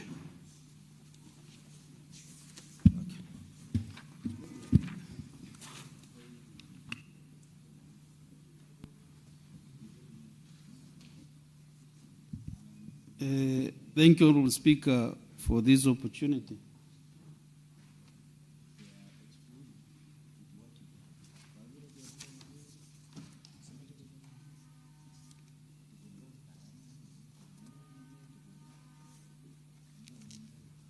Honorable Speaker, Madam Speaker, allow me to move this motion, the Narcotic Drugs and Psychotropic Substances Control Amendment Bill, Senate Bills number 1 of 2024. Madam Speaker, I want to start by giving some background on what Mera has done to the economy of our country. And Madam Speaker, can you protect me from my second of the motion, which just binding me? Honorable members, can the Honorable Senator be heard in silence, please? Consult in low tones.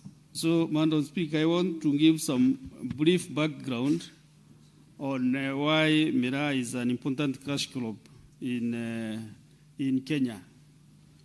And Madam Speaker, Miraa is an important cash crop in Meru County, which is particularly in Nyambene region and to a large extent in the Republic of Kenya. And it is estimated that it is grown in an area covering 22,000 hectares of land and benefits more than 500,000 people, either directly or indirectly, who are engaged in production, packaging, transportation, and other trade activities. And before Miraa was banned in European countries, Miraa contributed Kenya shilling 7.2 billion to Kenya's national GDP. So this proposed amendment, for the interest of the members,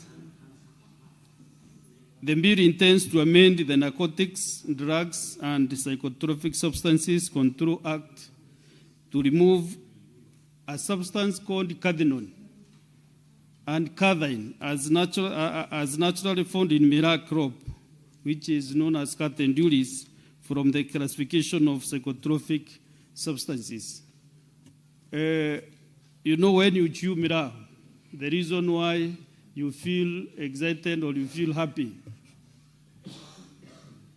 because Miraa is a stimulant, is because of the two substances which are known as cathine and cathinone, Madam Speaker.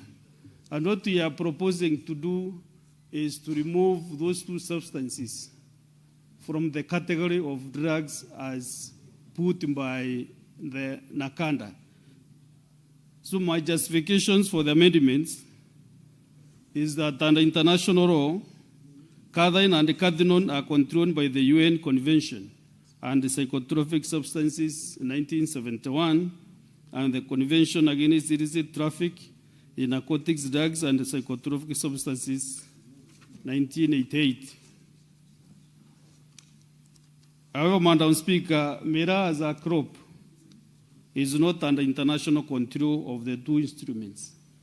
As the report from the World Health Organization, Expert Committee on Drug Dependence in 2006 determined that the potential for abuse and dependence is low and the threat to public health is insignificant to warrant international control.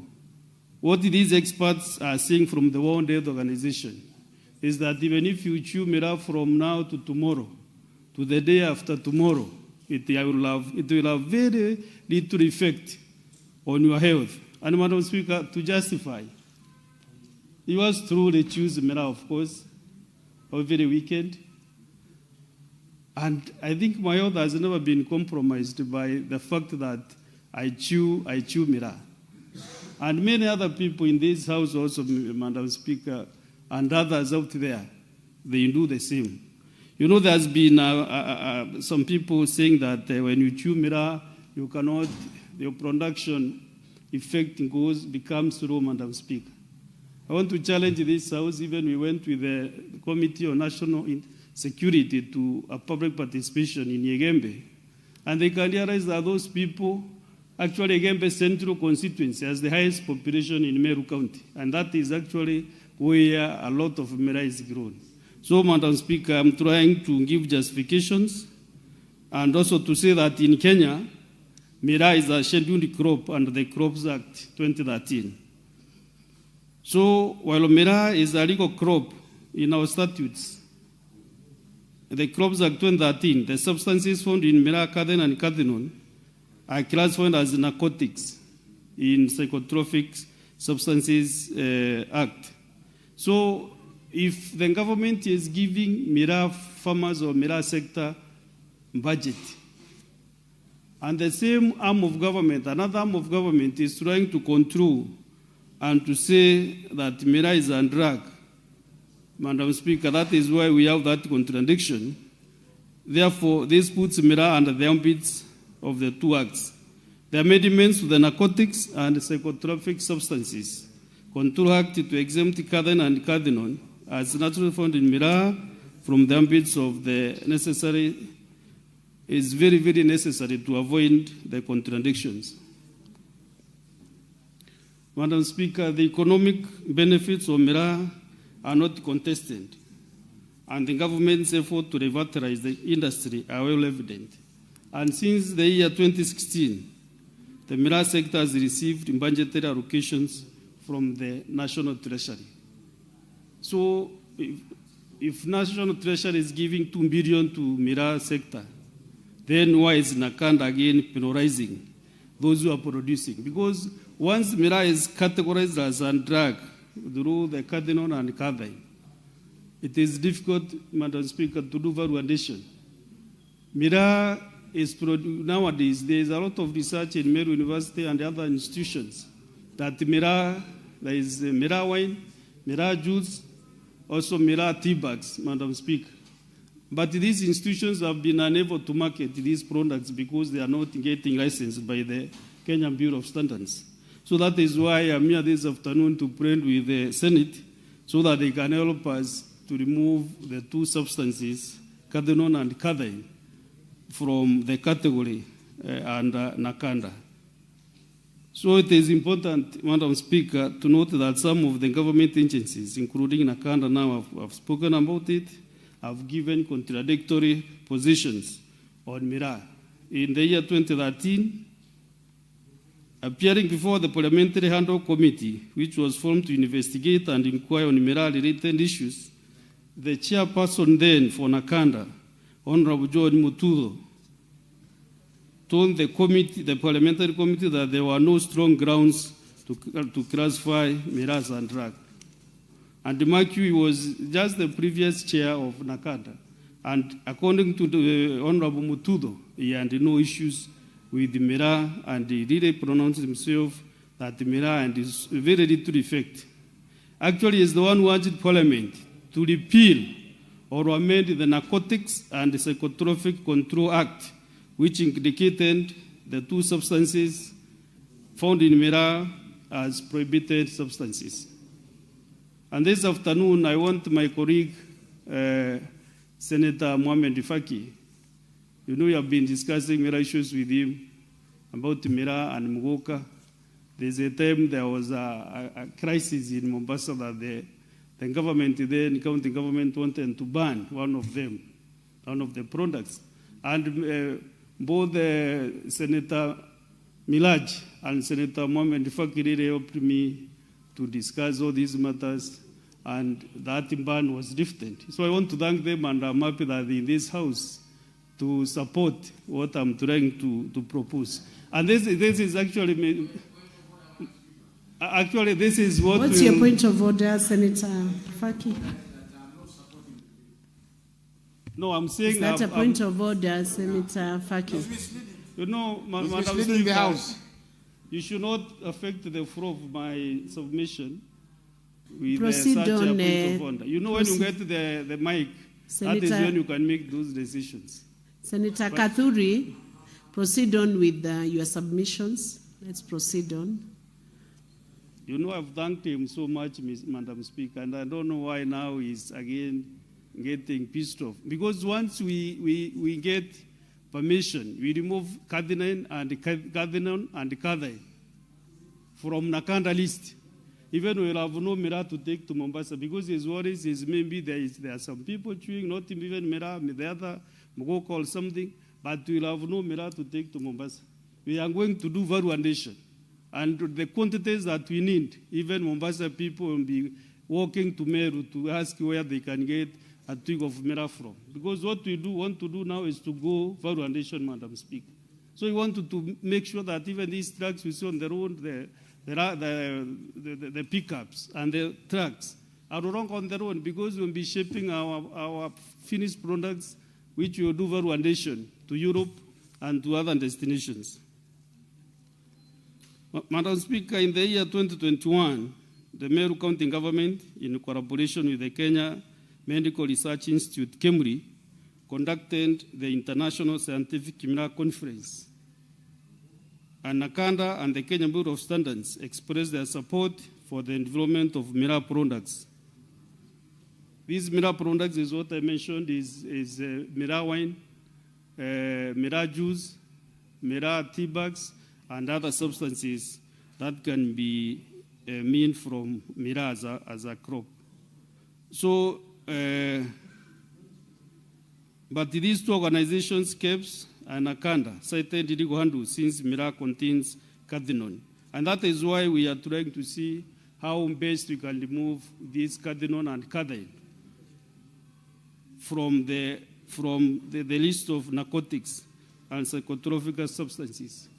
If you go and manufacture cathinone and cathine in labs, as they do in the European countries, Madam Speaker, then that can be termed as a drug.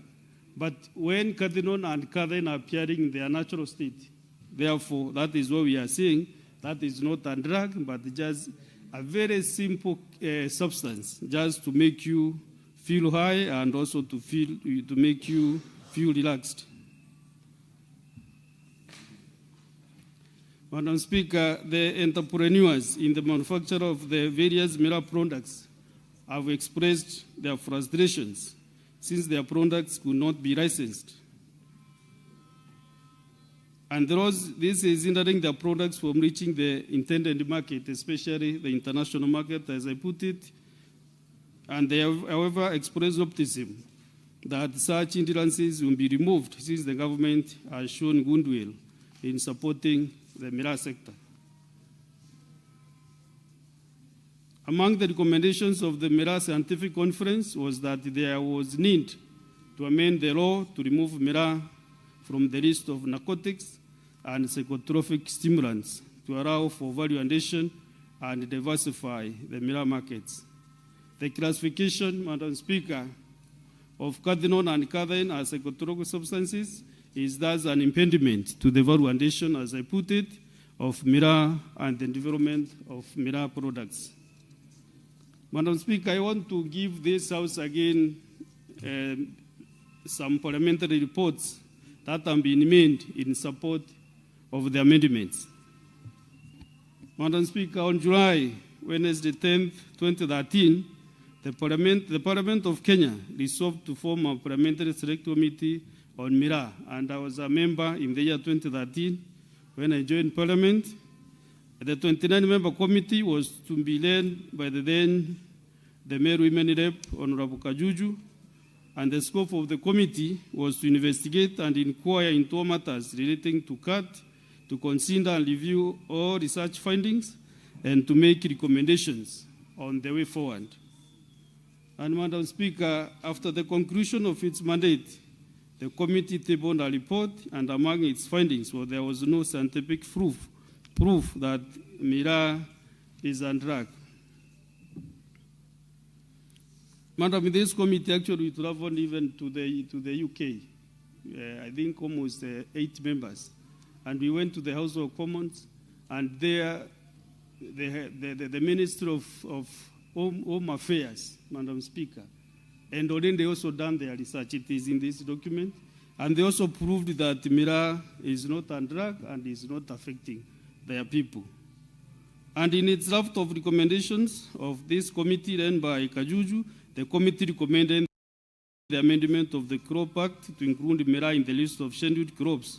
And further, the committee recommended that they should allocate funds to research institutions to enable them to carry out extensive research on miraa. And the committee also recommended that the government petition countries that had banned miraa to lift the ban. So, Madam Speaker, through Statute Law Miscellaneous Amendment Act number 7 of 2016, miraa was included in the list of Scheduled Crops Act 2013. So miraa nowadays is just like coffee, like tea, like coconut, like pyrethrum, like korosho. So miraa gets the budget through the National Treasury, like any other crop in Kenya. Senator Kaduri Murungi, you're addressing us in English. Kolosho is Cashewnut, of course, I know, but for the interest of Senator Miraji, I wanted her to feel nice when I mentioned corruption.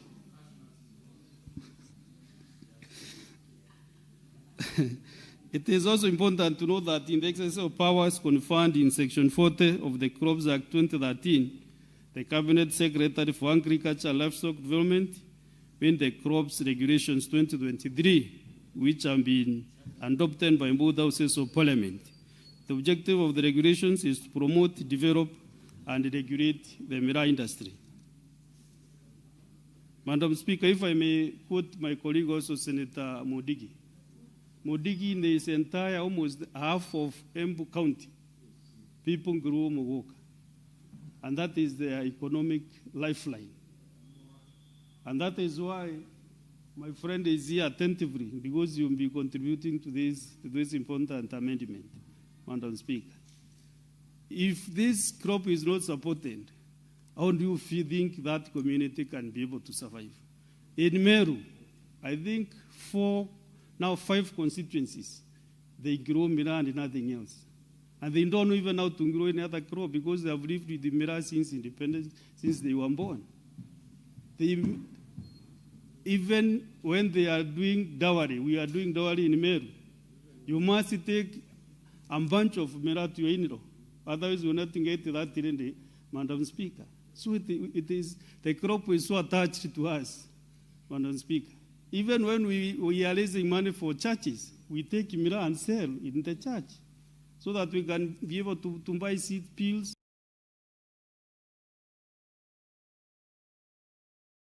to do development in the church, Madam Speaker.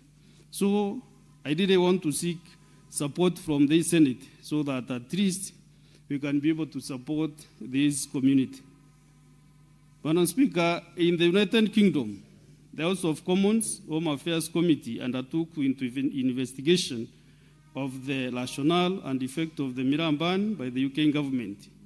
In their report, the committee concluded that the ban on cat in the UK was not based on any evidence that miraa causes medical or social harm. Instead, miraa was banned because of a desire to avoid the UK becoming a hub for the illegal importation of cat into other EU countries.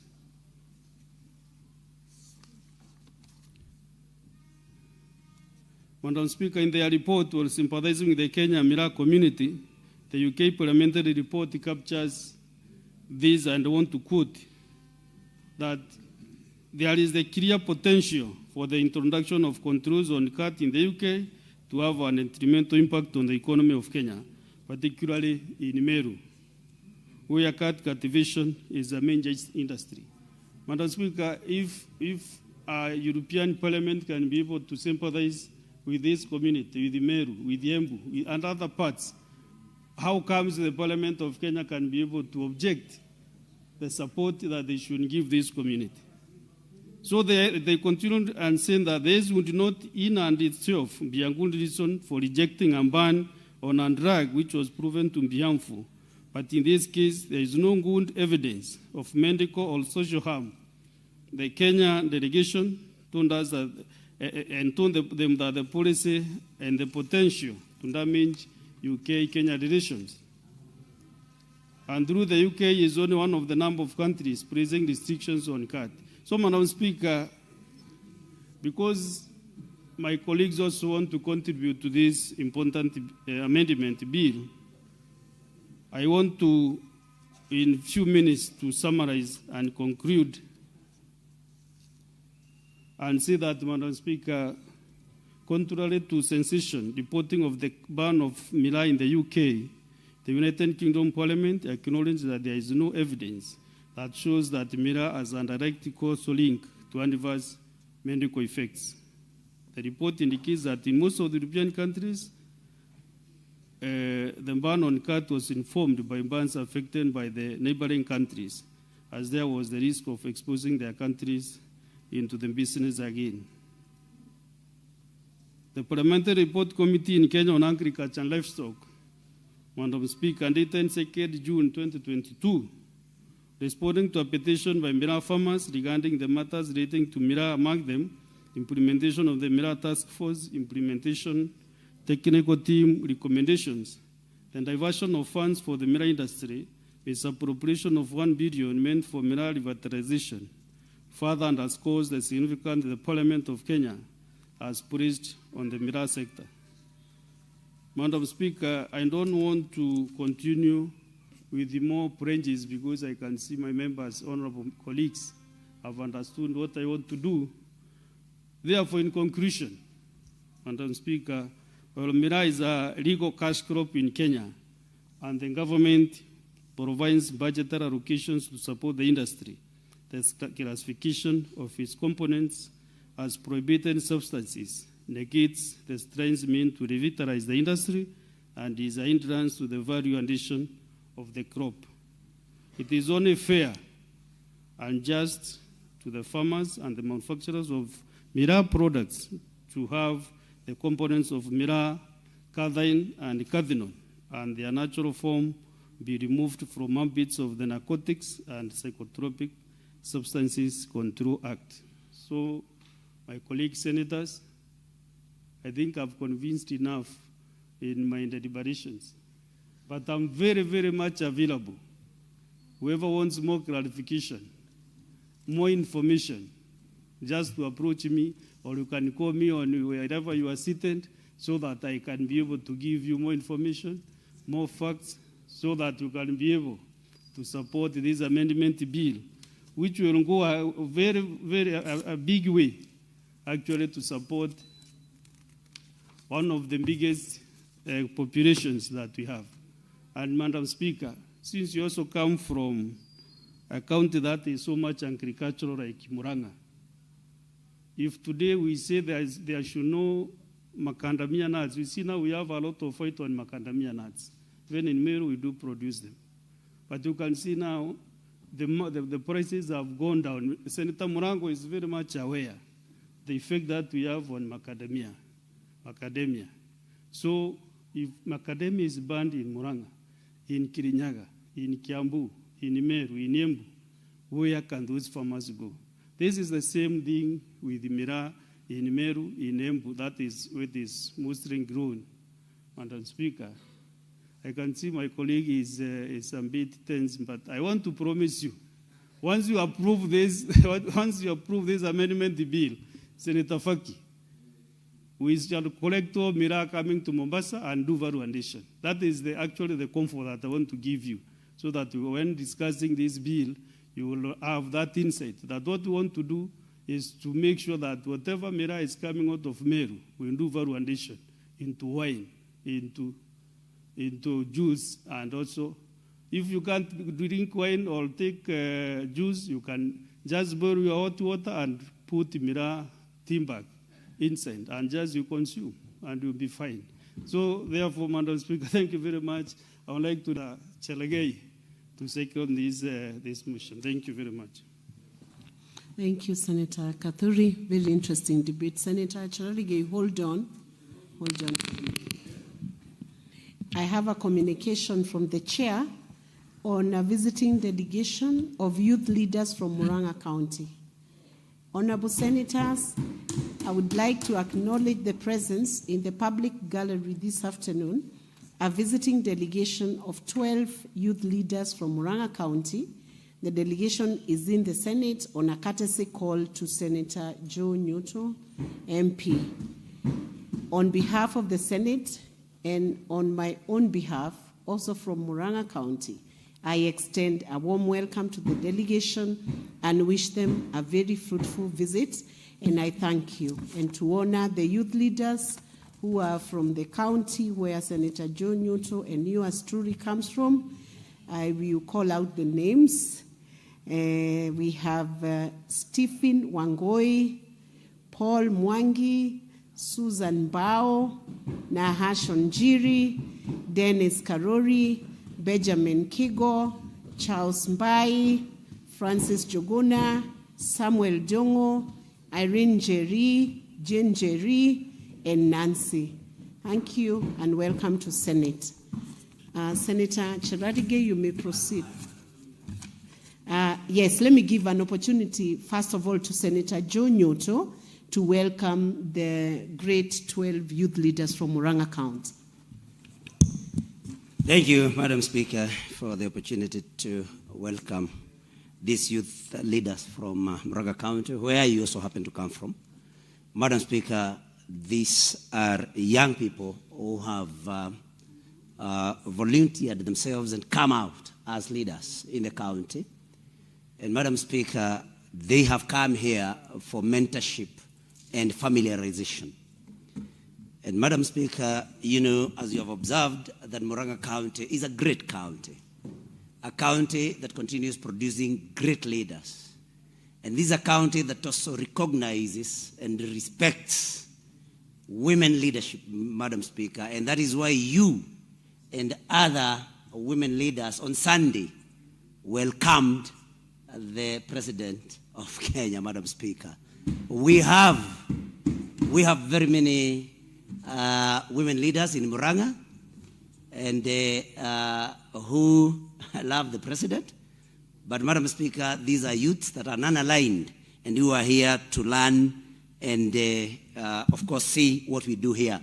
I want to welcome you to this house. This is the upper house of Parliament, which basically specializes in protecting devolution in the counties, and also, of course, strives to see that counties are well resourced. So you are in the right place. Madam Speaker, they say that you have to fake it till you make it.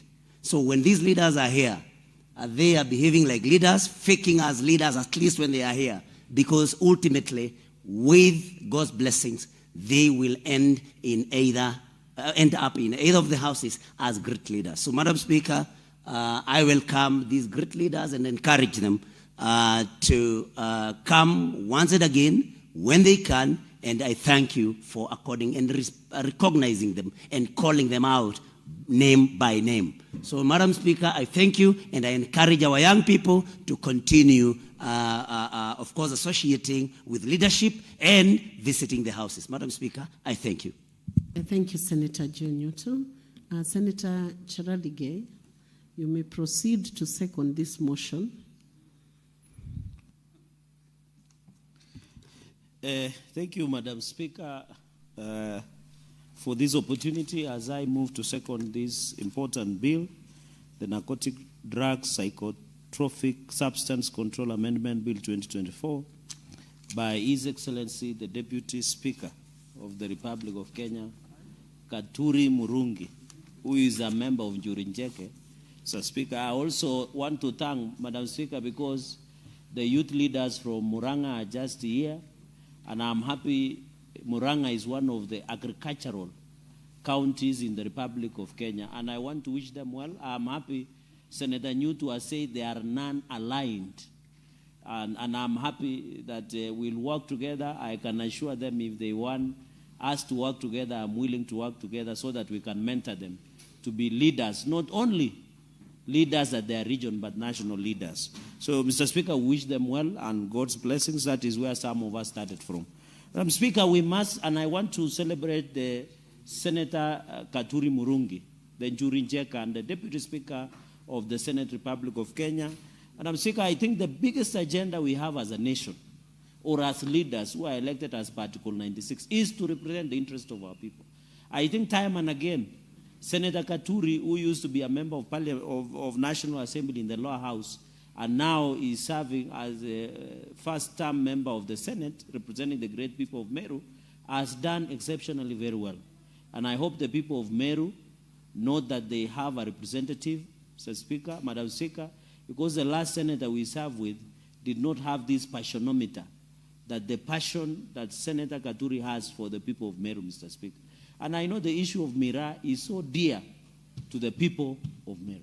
Madam Speaker, we must defend Mira farmers, like rice farmers in Mwea, like maize farmers in Wazingishu and Nandi, like sugarcane farmers in Western Kenya, like coffee farmers in Murang'a, Kiambu, and even in Nandi and Bungoma, like milk farmers, Madam Speaker, in Nandi, and even in Embu, Madam Speaker. Even in Embu, where Mount Kenya East, I know I'm not making a political statement, but where majorly Mira is grown is in Mount Kenya East, Madam Speaker. And therefore, I want to say that we must defend farmers of Miraa the way we'll defend farmers of Mnazi from Coast in Mombasa, Madam Speaker.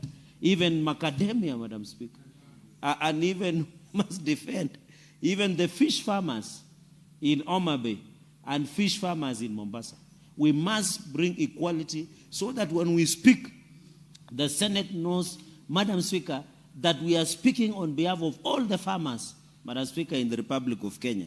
So I want to thank and say and tell the Miraa farmers who are watching this debate that the people of Nandi are supporting you 100% to ensure we protect and ensure Miraa as a crop, as a cash crop, Madam Speaker, becomes one of their critical and livelihoods, Madam Speaker. You are aware 1.5 million livelihoods depend on Miraa, Madam Speaker.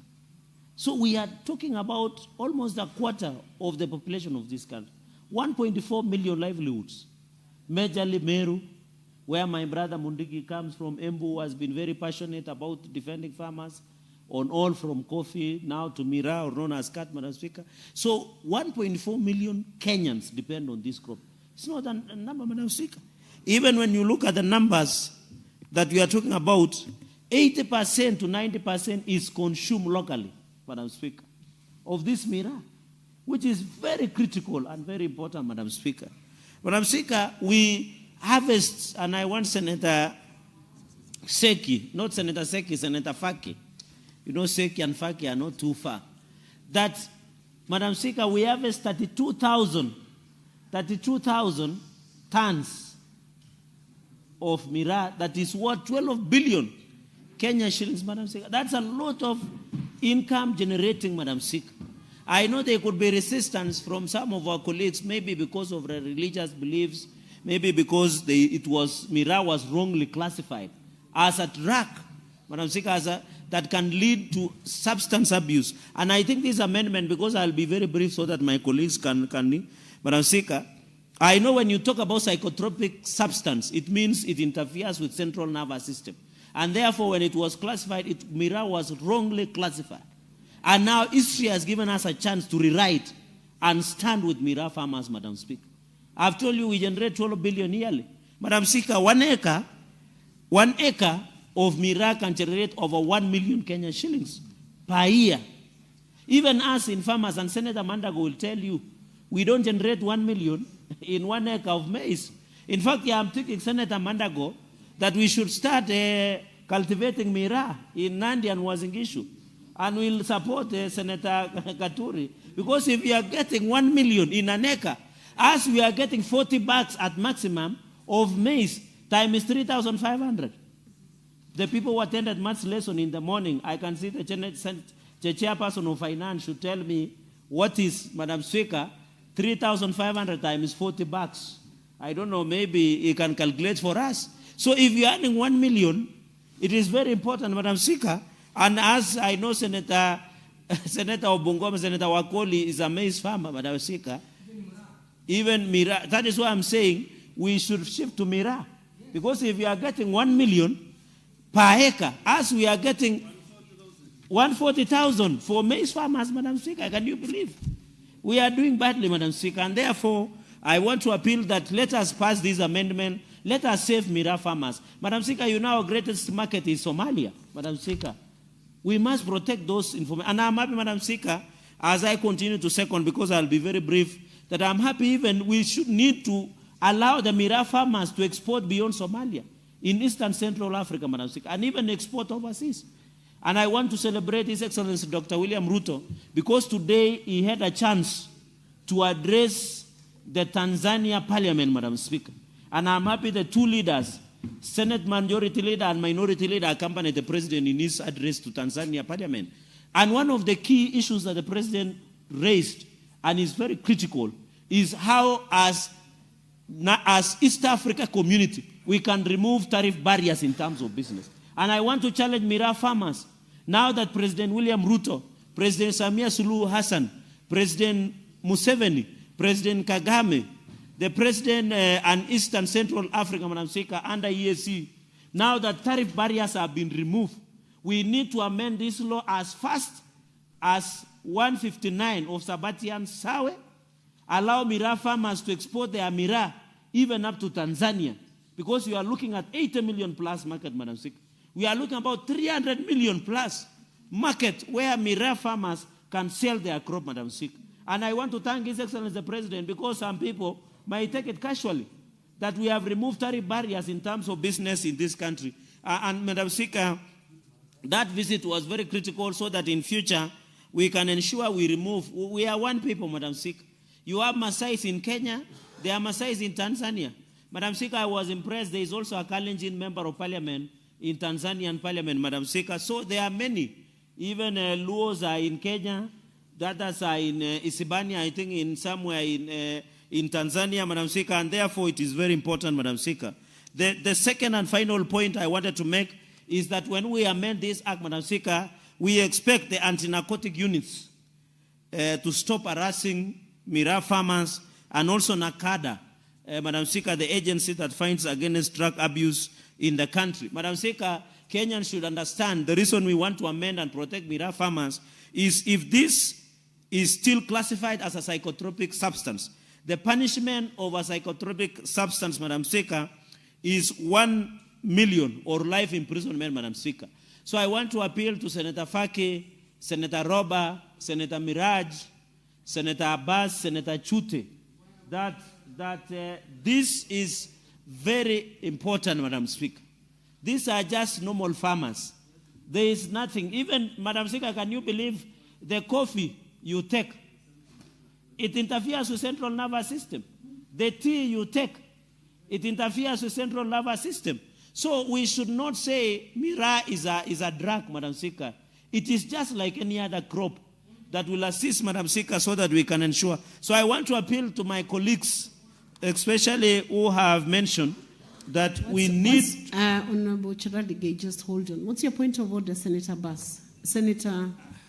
Yes, Madam Speaker, Captain. I wish to request the Honorable Senator Charadigay to clarify why he chose to single out Senator Faki, Senator Miraj, and Senator Abbas, and Senator Roba for the benefit of the House, because I don't seem to understand the intention of the Honorable Senator. Thank you. Senator Charadigay, can you clarify why you segregated and singled them out in your submissions?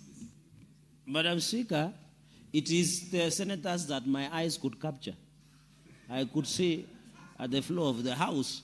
Maybe I'll add the list, Senator Katuri, Senator Mundigi, Senator Mandago. Senator Charadigay, I have mentioned a number of them. Senator Charadigay, yes. Your eyes are encouraged to capture more senators so that they can feel the submissions are more inclusive.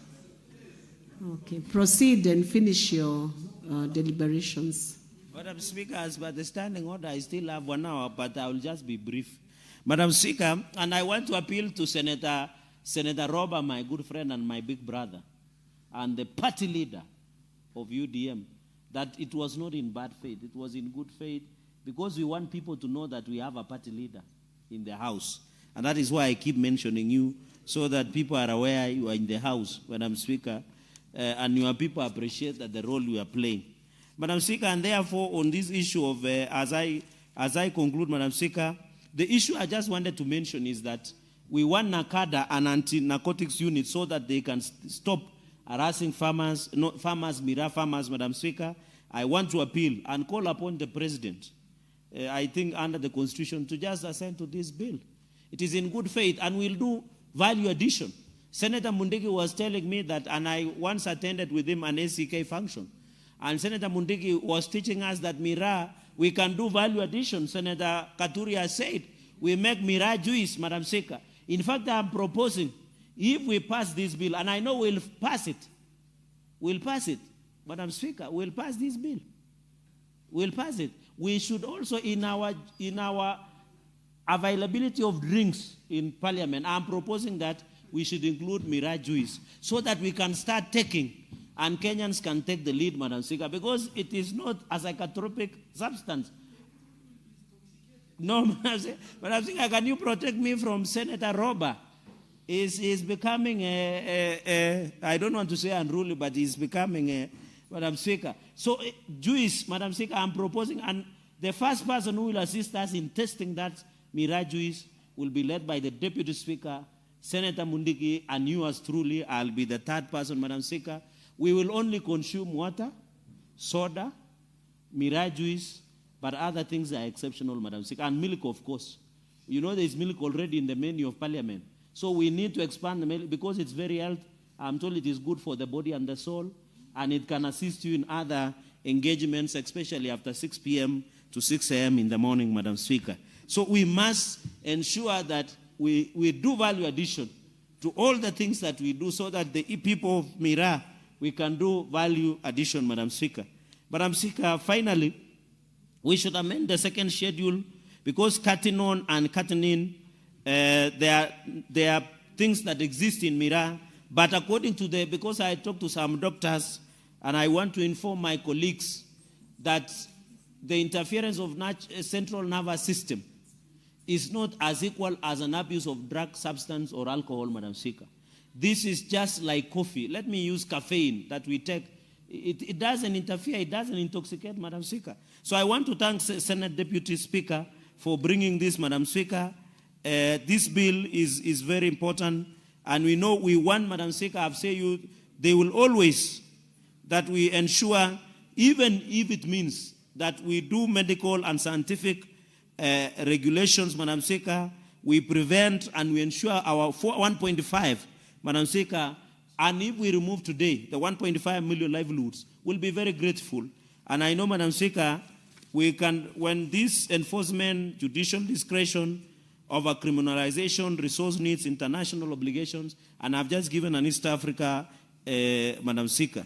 So we need to ensure that as a country, we must and should protect the farmers that we have in this country. Farmers, even I forgot to say, I know Senator Roba has been very uncomfortable to the Speaker. I forgot that we need also to protect camel farmers, just like Mira farmers. And that is why when there was that issue in Kwakimari, in Seikuru, we were very passionate that camel farmers should be protected. So as Senator Roba says, let's protect camel farmers. We are also saying protect Mira farmers. As Senator Mandago says, protect May farmers. We are saying protect Mira farmers. As Senator Mundiki says, protect Mira farmers. We are saying protect the fish in the auction by Senator Faki. So we must agree as a country, Madam Speaker, that we need to say that. Madam Speaker, with those very, very many remarks, I want to thank you, Madam Speaker. Somebody mentioned that Muranga has a lot of women leadership. And we are proud because the House of Mumbi, the Kikuyu nation are proud of you. And Nyumba, we are so proud, Madam Speaker, because on Sunday, we saw that women can be good hostesses of the president. We are so proud of you. I saw how elegant, graciously, beautiful you are dressed, holding on to the president. And we know there is no, Madam Speaker, can you protect me from Senator Karen Nyamu? He's just heckling, and you know that's the habit of ODM. I'm just praising you. Why is it still us that I'm praising the Speaker? Does she have any other agenda that we don't know? So we are proud that you hosted the president. Muranga, Nandi, and any other part, and I want also even in Mandera, the other day, Senator Roba, you hosted the president. The president is the president of the Republic of Kenya. He does not need any permission to visit any country. And I saw some people saying, why is President William Ruto visiting after every 1 week Muranga? Muranga is Kenya. He can even decide and come and live in Muranga. He's the president of Kenya, for heaven's sake. Even Meru. In fact, Meru should have a state lodge, Madam Speaker, so that the president can come and stay there, Madam Speaker. So, Madam Speaker, we are proud of you. And you know, many people had said Muranga is not in Kenya Kwanza, but under your leadership as SG Emeritus, we have seen Muranga is in government fully. And come 2027, many people will be shocked. I want to appeal to the president. The moment the president signs this Mira bill into law, he will get all the votes of Mount Kenya region, Madam Speaker. Madam Speaker, with those many remarks, allow me to second, and I thank you and allow the colleagues also to make a comments. I beg to second, and I thank you, Madam Speaker. Thank you, Senator Cheradi. Always very interesting in your debates. Honorable Senators, I propose a question that the Narcotic Drugs and Psychotropic Substance Control Amendment Bill, Senate Bills number 1 of 2024, be now read a second time. And before we proceed on to the next stage of this bill, I am going to give a direction now that I see Senator Karen Nyamu is in the House.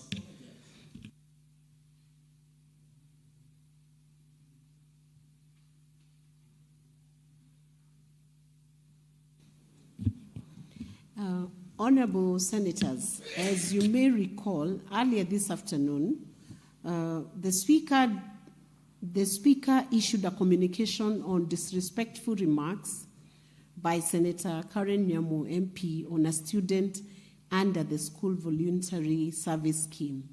Honorable Senators, I now see Senator Nyamu in the chamber, and in this regard, I forthwith call upon the Senator to tender the unreserved apology as earlier directed by the Chair to the Senate, the student's family, and the public for the distress occasioned by her remarks in compliance with the communication that was issued earlier by the Chair and the Speaker of this House.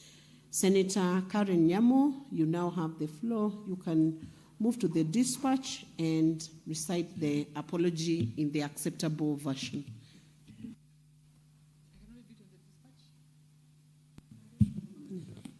You can choose to do it from wherever you wish.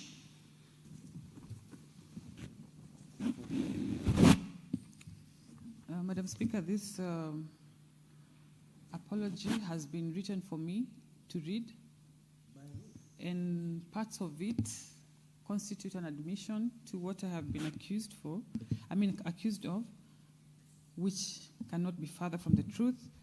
But because I respect the procedures of this House and the consequences of not adhering, I will go ahead and read this apology. Senator, what's your issue, Senator Roba? Yes, Madam Speaker, the Honorable Senator, contrary to the guidance you've given, she has disowned the statement that is in her hand by saying it was written for her to read, and contrary to what she believes is right. It's very important that if consciously she is not giving an apology, that she does not address, the Senate, that she is under coercion to make a statement that doesn't belong to her. Thank you, Madam Speaker. Senator Robert, what's your point of order, Senator Chiradige? Madam Speaker, I rise under Standing Order 122.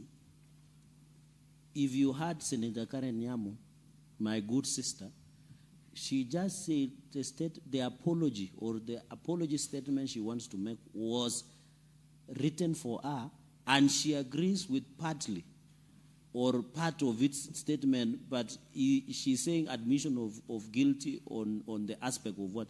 Madam Speaker, I want to request, because maybe this is premature, but to appeal for Senator that Standing Order 122, a senator commits an act of grossly dishonest conduct if the senator defies a ruling or direction of the Speaker or chairperson of the committees. So is Senator Karen Nyamu in order to defy your ruling that she goes expressingly and requests for an apology? Thank you, Senator Chiradige and Senator Roba, for for raising those objections. Senator Karen Nyamu, I want to guide you. The Speaker has given directions on the apology you are to tender to the Senate. This apology relates to a very young learner, and you know the effect that it can have when statements are misunderstood. That student who was here came here to learn, to be mentored, and must be mentored in the best environment. So once again, I give you a chance to tender an unqualified and reserved apology in the terms that are set out as I have guided you and as you were guided earlier by the substantive chair of the Senate. Who are you informing? Because there is no one on the floor. You cannot inform when there is no one who is on the floor. So Senator Madago, hold your peace. Senator Karen Nyamu, can you now proceed to tender the apology without wasting time? Madam Speaker, I'd also want, before I read my apology, I can let Senator Madago inform me. Senator Karen Nyamu, proceed to tender the apology. I did not allow Senator Madago to proceed with even with his request for point of information, because there was no one on the floor. Proceed. Senator Madago, this House is guided not by elders, but it's guided by the standing orders of the Senate, and those are the ones we are running the proceedings by. We have we have avenues for elders to guide in other very important matters. So proceed, Senator Karen. What is your point of clarification, Senator Kathuri Murungi? Madam Speaker, I also am very, very keen to listen to the apology. But Madam Speaker, do you mean the place of elders in this House is not there according to you? Because many times we refer to elder, the chairman, youth. Senator Kathuri Murungi. Can you praise us?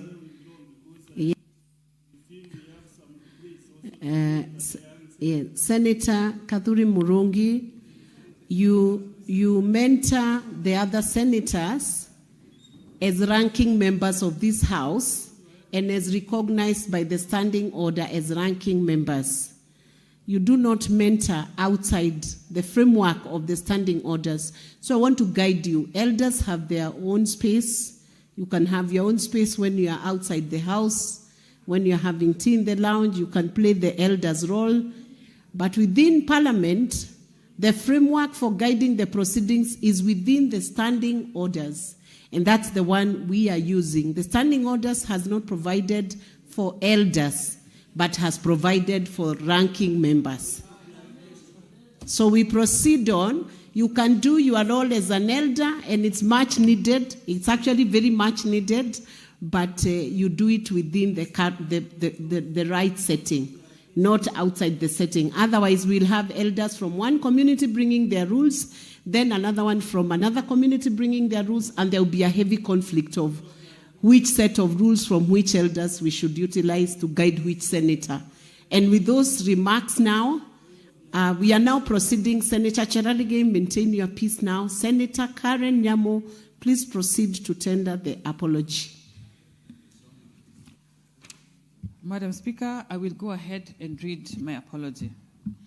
Madam Speaker, I, Senator Karen Nyamu, MP, hereby tender my unreserved apology to the Senate, the student under the School Voluntary Service Scheme, the family of the student, and the public for the remarks I made on Wednesday, 25th March, 2026, while welcoming the student. I acknowledge that the utterances were inappropriate and fell short of the dignity, decorum, and respect expected of a state officer, particularly towards a young female learner who was in the speaker's gallery. I reaffirm my commitment to uphold the values and integrity of the Senate and to treat all persons, especially young people, engaging with Parliament with respect and courtesy they deserve. Madam Speaker, I will also go ahead to say that I was highly misunderstood. Senator Karen, very I surprised. think, Senator Karen, just leave it at that. You may have your seat now.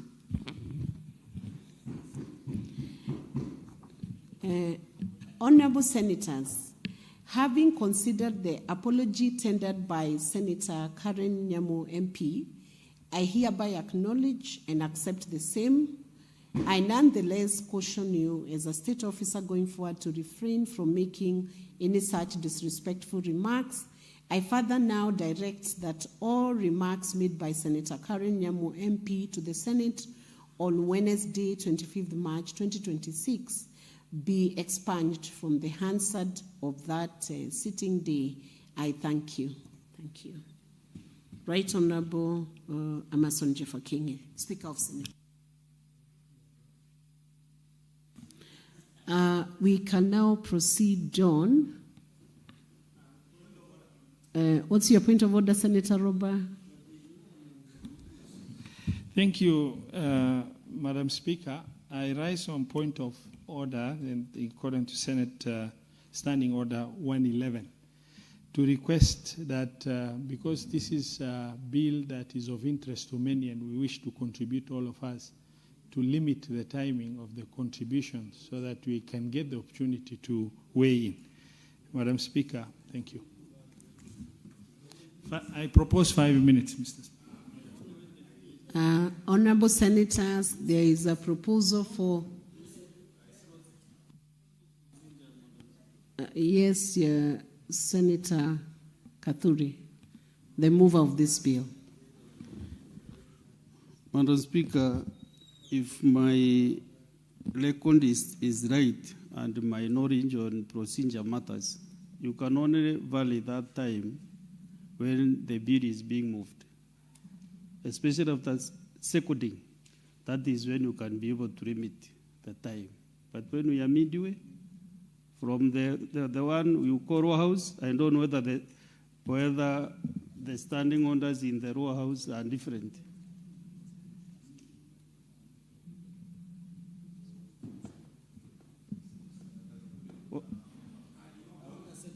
Senator Kathuri, I want to agree with you on your clarification on the procedural matter, but also guide you that we have done it, it's been done procedurally because it's just been seconded and we have not proceeded to the next step.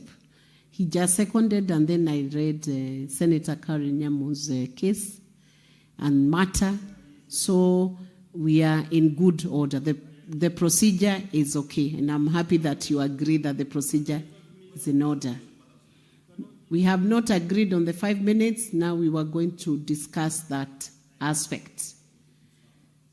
So, Honorable Senators, there is a proposition that we limit debate so that everybody could, all senators could have an opportunity to contribute to the important bill. If we have consensus on the number of minutes, then we will proceed.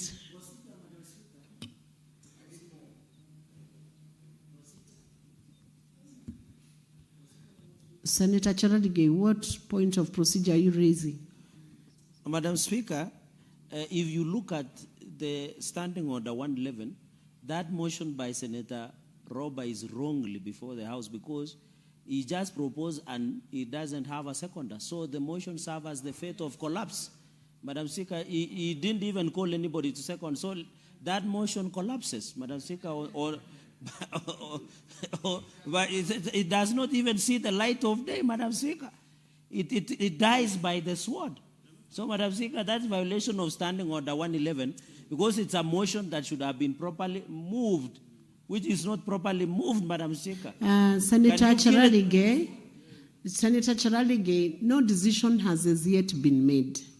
I only need to guide the Honorable Senator Roba to call the seconder of that motion before we move into agreeing how the debate is limited. I'm using my discretion as a speaker. Proceed, Senator Roba. Thank you, Madam Speaker, for the guidance. I rise on Standing Order 111, and as moved, I request my colleague, Senator Mandago, to second. Madam Speaker, I second. So we can...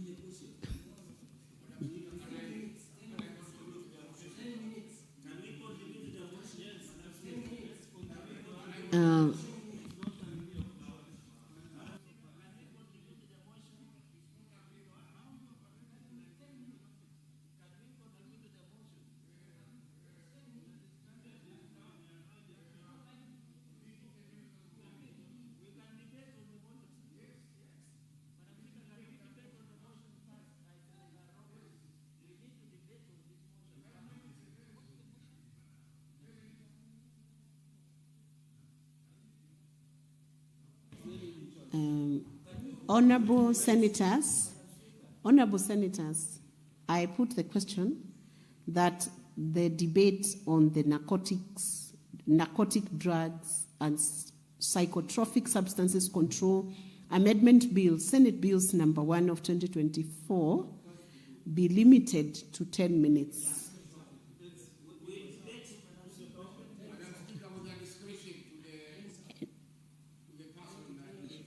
I put the question that the debate on the narcotic drugs and psychotropic substances control amendment bill, Senate Bills number 1 of 2024, be limited to 10 minutes.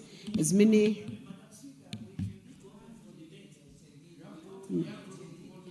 If you want to contribute to that motion?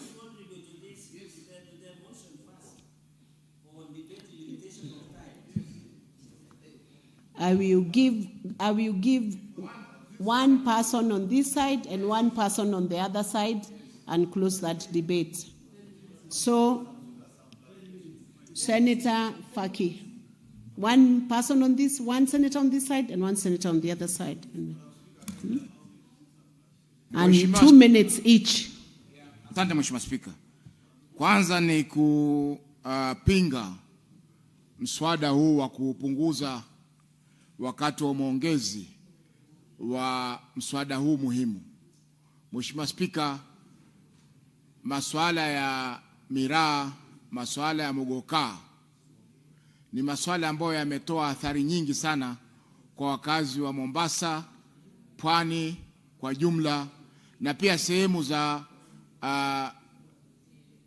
Northeastern na sehemu zingine mpaka kama vile Garissa, Mandera, Wajia na kwa kwingineko.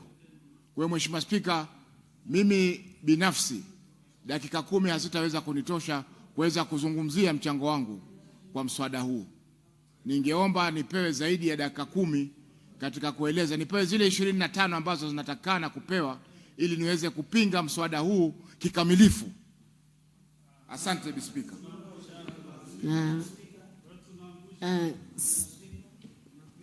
Senator Madago. Madam Speaker, I support the motion that the debate be limited to 10 minutes so that all honorable senators can have time to contribute.